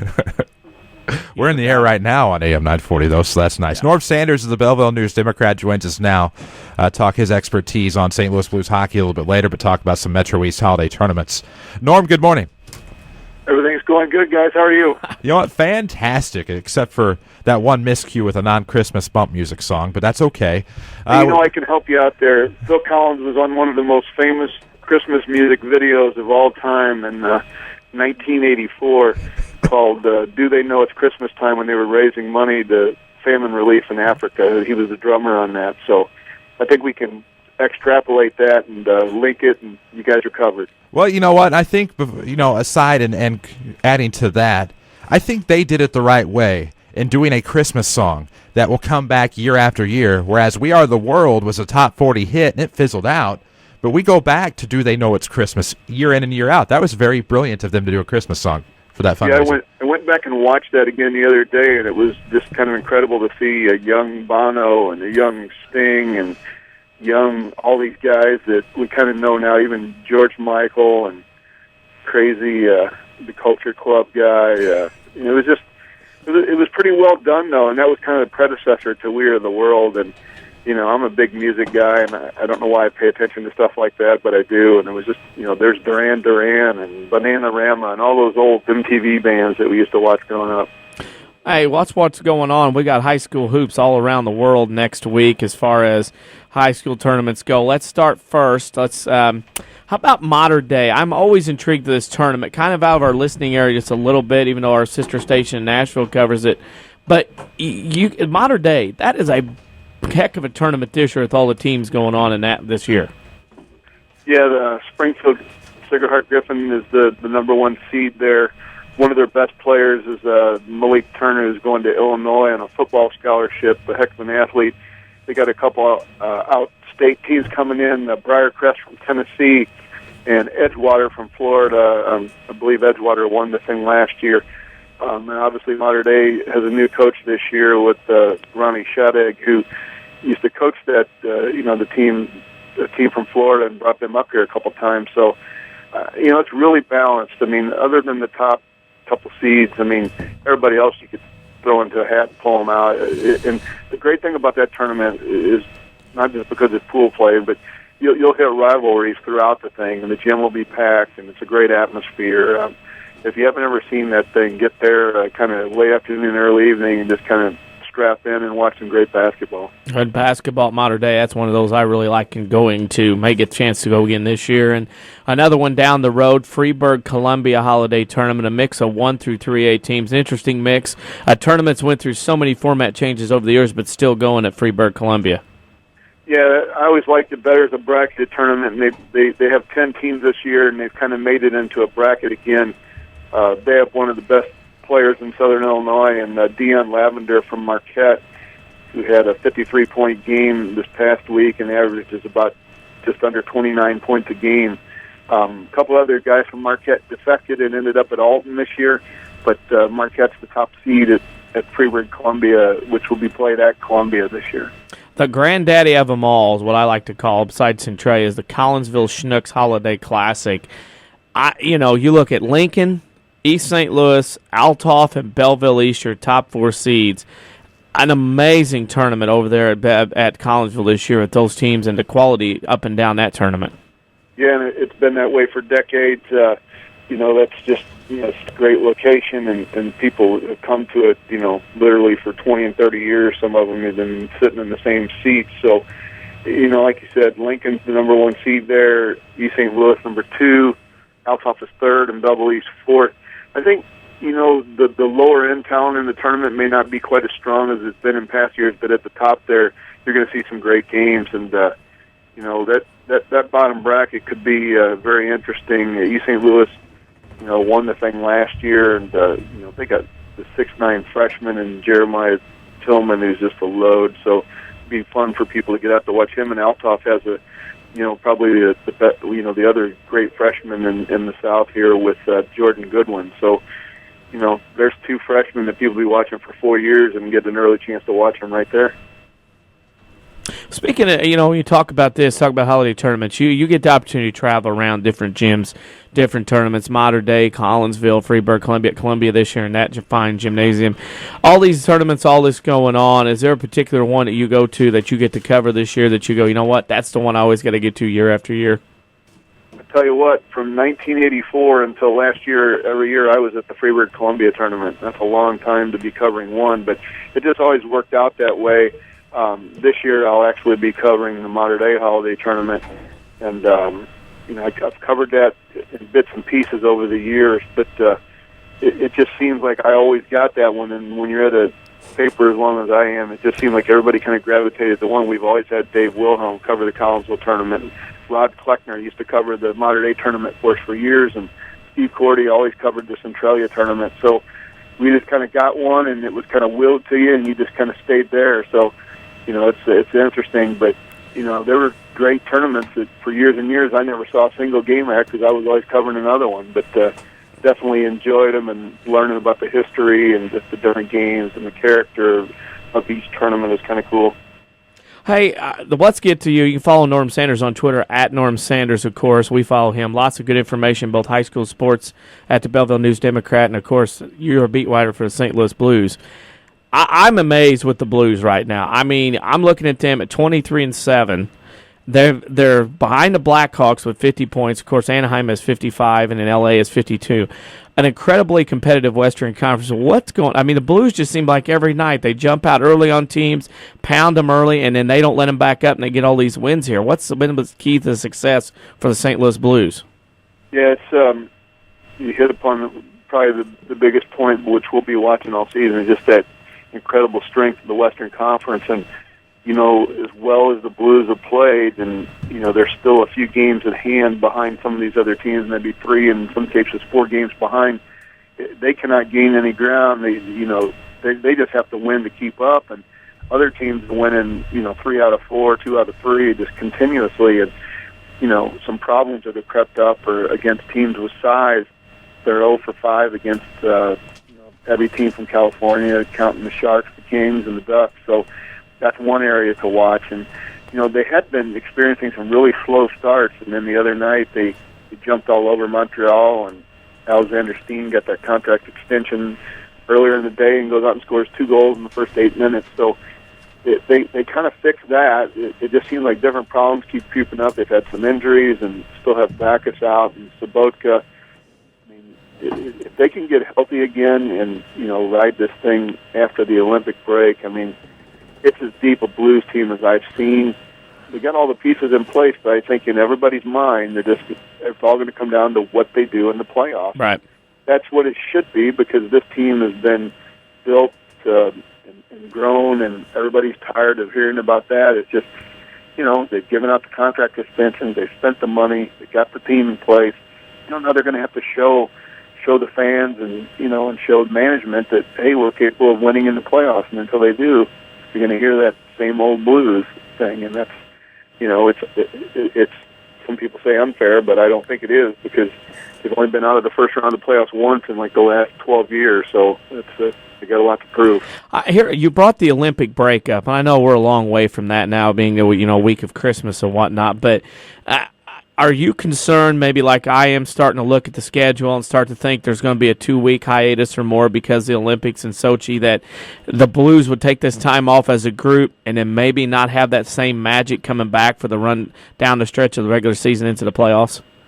No, it doesn't really concern me, because every other team faces the same thing, and they're all going to be missing players in the Olympics for the most of them. Unfortunately, the Blues could have up to 11 or 12 probably, depending on who gets chosen for the final rosters. But, I'd be more concerned about injuries and things like that, and, a guy getting hurt in the Olympic break, because there's your best players over there playing games that have nothing to do with your team or the NHL. So, if you lose a guy like Backus, if you lose a guy like Steen, in the Olympic situation, that could really come back to bite you. So hopefully they can all stay healthy and all play well over there in Russia and come back and be ready to go. I read an article this morning written by you at the BND.com about a homecoming of sorts tonight when the Blues go to Edmonton. A lot of former teammates getting together on the ice tonight that everybody's going to try to treat it like a regular game, but it won't be a regular game tonight in Edmonton. No, it's kind of cool when it happens. I mean, David Perron was obviously a big part of the organization here for the last little while, and they traded him in the summer for Magnus Payarvi, who was kind of also a first-round pick in Edmonton who hadn't really blossomed. And the Blues needed money to free up, on the salary cap side to get some of these signings done. And, Perron has kind of done what we thought he would do there. He scored a lot, and, he's become an integral part of a very young team, a kind of a building team, but they're way earlier in the process of trying to get to become a winner and a consistent winner than the Blues are. And, it's a shame he had to be a casualty of that, but, I talked with him yesterday, and, he's really excited about the team that he's on now and getting the chance to face his old team. And he was going to go out to dinner last night with Backus and, some of the other guys. And he was a pretty neat character, and just getting to know him over the years, I'm real happy for him. I hope he has a great career. Yeah, speaking of trades and signings and everything, do you think the Blues will make a splash before the deadline or anything in NHL, or you think they're good to go now with this current unit? I think if you want to watch an area, it would be goaltending. They're sitting there with Halak and Elliott here, and plus they still have Jake Allen in the minors, and Jake Allen could step in and start playing tomorrow in the NHL. He's that good. They don't really have a specific need, and injuries could change that.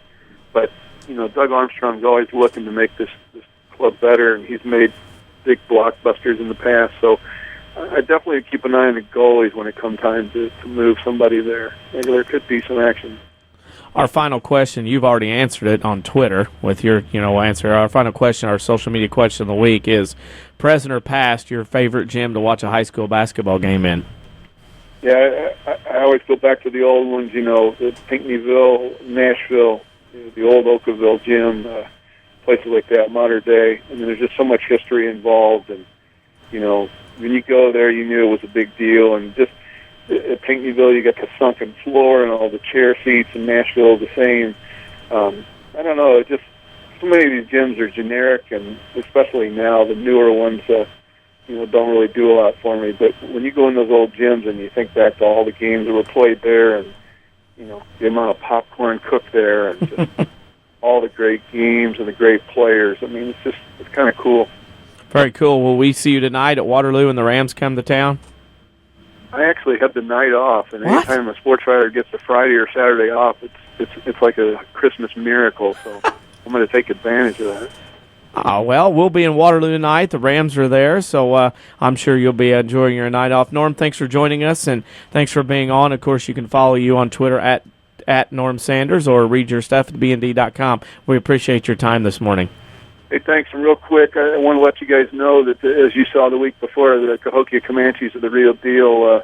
Put a 67-50 win on a pretty good Althoff team last night, and C.J. Rivers was 21 and Darius Austin was 17. And when they come to play defense and they're hitting their shots, I mean, they're as good as anybody in our area. So it's a fun game to watch last night. And they really controlled Althoff and just put the thing away in the second half. Well, Mount Vernon will get to play them again at least one more time. Norm, thanks for joining us, and good luck. Merry Christmas, and we'll chat to you down the road again another time. Merry Christmas, guys.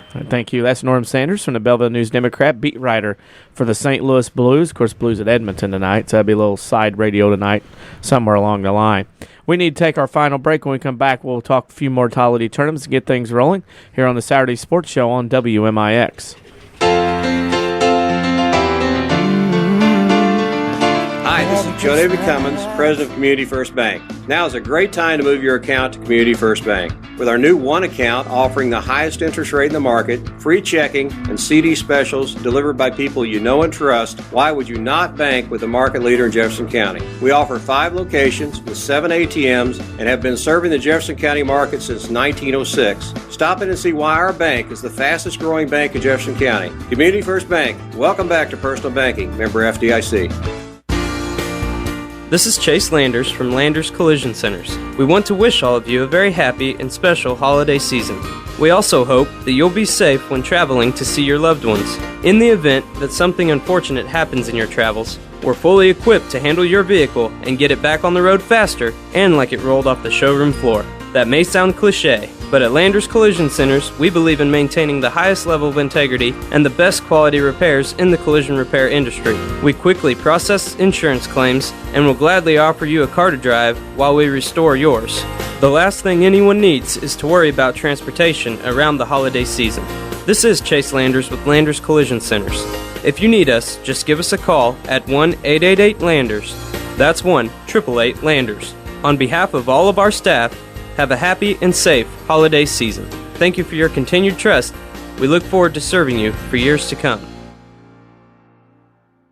The health of your kidneys has a big impact on your overall health, affecting everything from your blood pressure to your bones. And if you ever have a kidney problem, Dr. Kangura is here to help. Dr. Kangura trained at the Mayo Clinic and specializes in conditions ranging from kidney stones and uncontrolled high blood pressure to chronic kidney disease. Dr. Kangura sees patients at Crossroads Specialty Clinic. For an appointment, call 618-241-9071.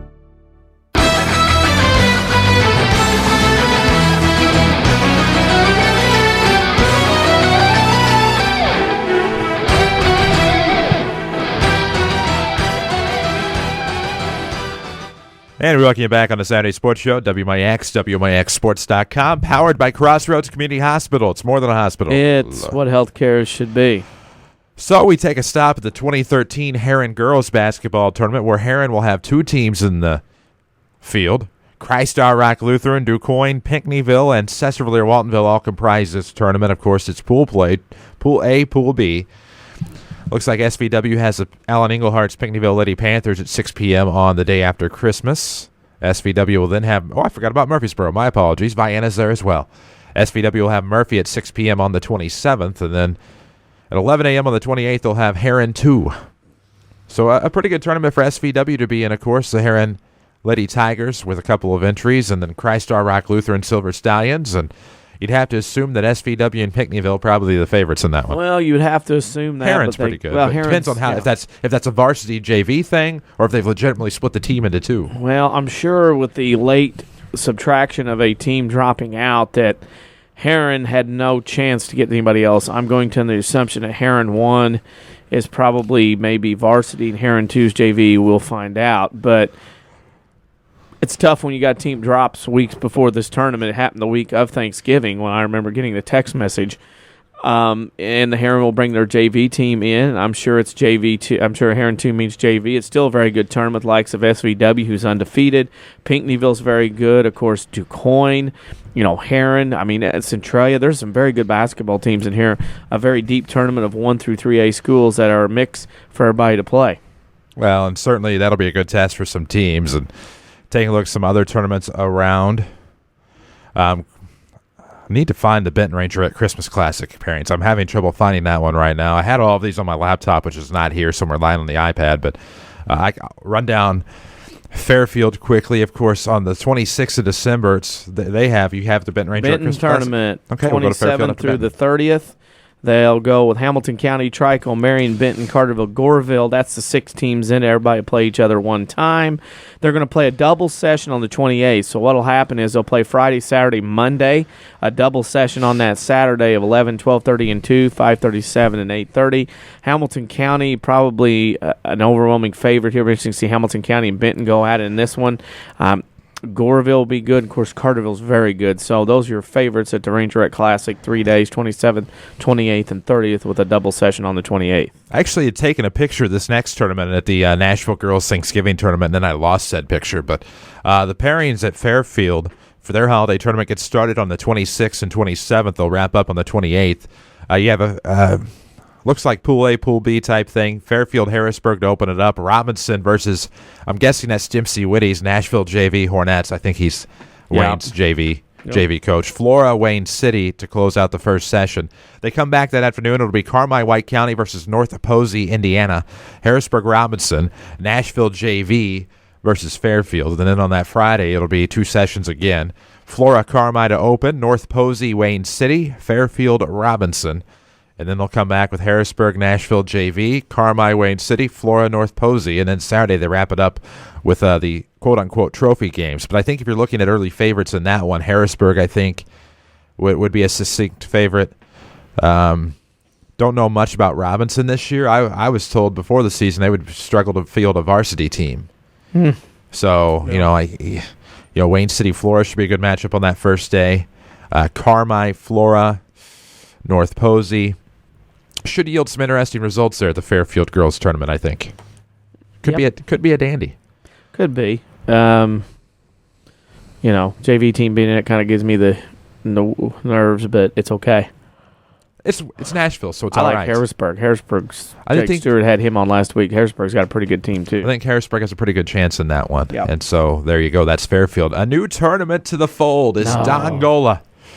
The Dongola Holiday Tournament. I'm a little confused at how this one is operating, but it looks like it's 2 days looking at the pairings I'm seeing, unless they are incomplete. I got it.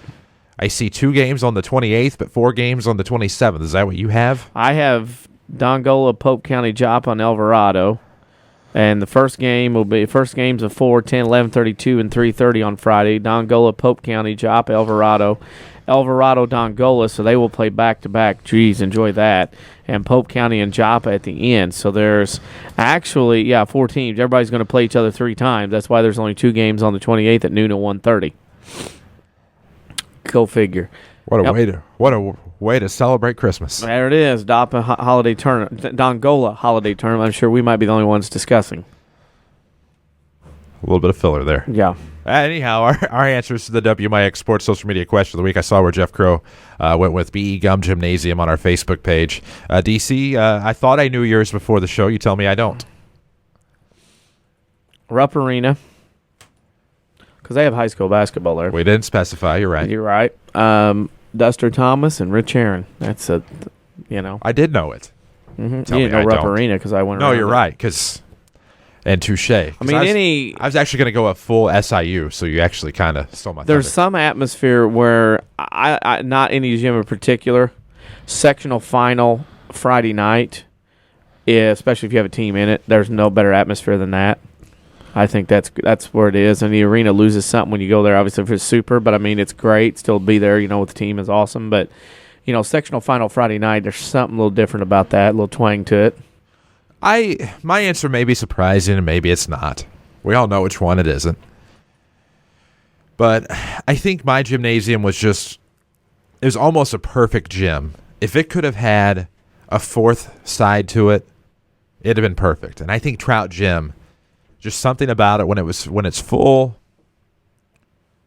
when it was a great game, just something about watching high school basketball in Centralia's Trout Gymnasium is just, outside of the obvious, Chagnon, but I mean, Trout Gymnasium was a dandy. I mean, you go to the CHT year in and year out, you might see Gary Gaddy, you run up to him for an autograph, even though you may have had it 50 times already from the past however many years. Tom Wargo would be another you might run up to and get an autograph. Heck, the players in the tournament you'd probably run up to and get an autograph. I mean, for me as a youngster, it would have been Antoine Walker, Donovan McNabb would have been the big names. Because that's the age that I would have started going to the tournament. Rice was also on that team. He's the forgotten one. Yep. People forget about Simeon Rice on that team. Saw that team twice that year. Saw him at the St. Louis shootout at the Oak Hill, and then saw him at St. Louis. Took on Miles Simon out of Arizona at the shootout in St. Louis at the Oak Hill, at the old barn. I'm also a sucker for any bowl gymnasium. I like bowls. I know Max Morris gets a lot of love. I don't despise it, but it may be because I've only sat either on the floor or up really, really high. I understand the mystique. I do like Rich Herron. But yeah, I like any bowl. But I liked Max Morris this last time we were in it, though. There's something like it. It just felt a little bit better. Anyhow, that's going to do it for our holiday tournament talk today. I noticed we're coming up pretty abruptly on the 10 o'clock hour. Don't forget Rams basketball tonight at Waterloo. Video at WMIXsports.com or listen on 94.1 after the 6 o'clock JV game. No video at Effingham T-Town. Of course, you can listen to them online at WMIXsports.com. We'll still film for Coach Gamber, obviously, and then we'll have him on 94.1 FM, at Cesar, Waltonville, Woodlawn games on AM 940. The first 3 days, Monday, we will evaluate. This is the Saturday Sports Show. Hope you enjoyed it. Merry Christmas to you and yours. Happy, safe, and healthy holidays to you from WMIX Mount Vernon.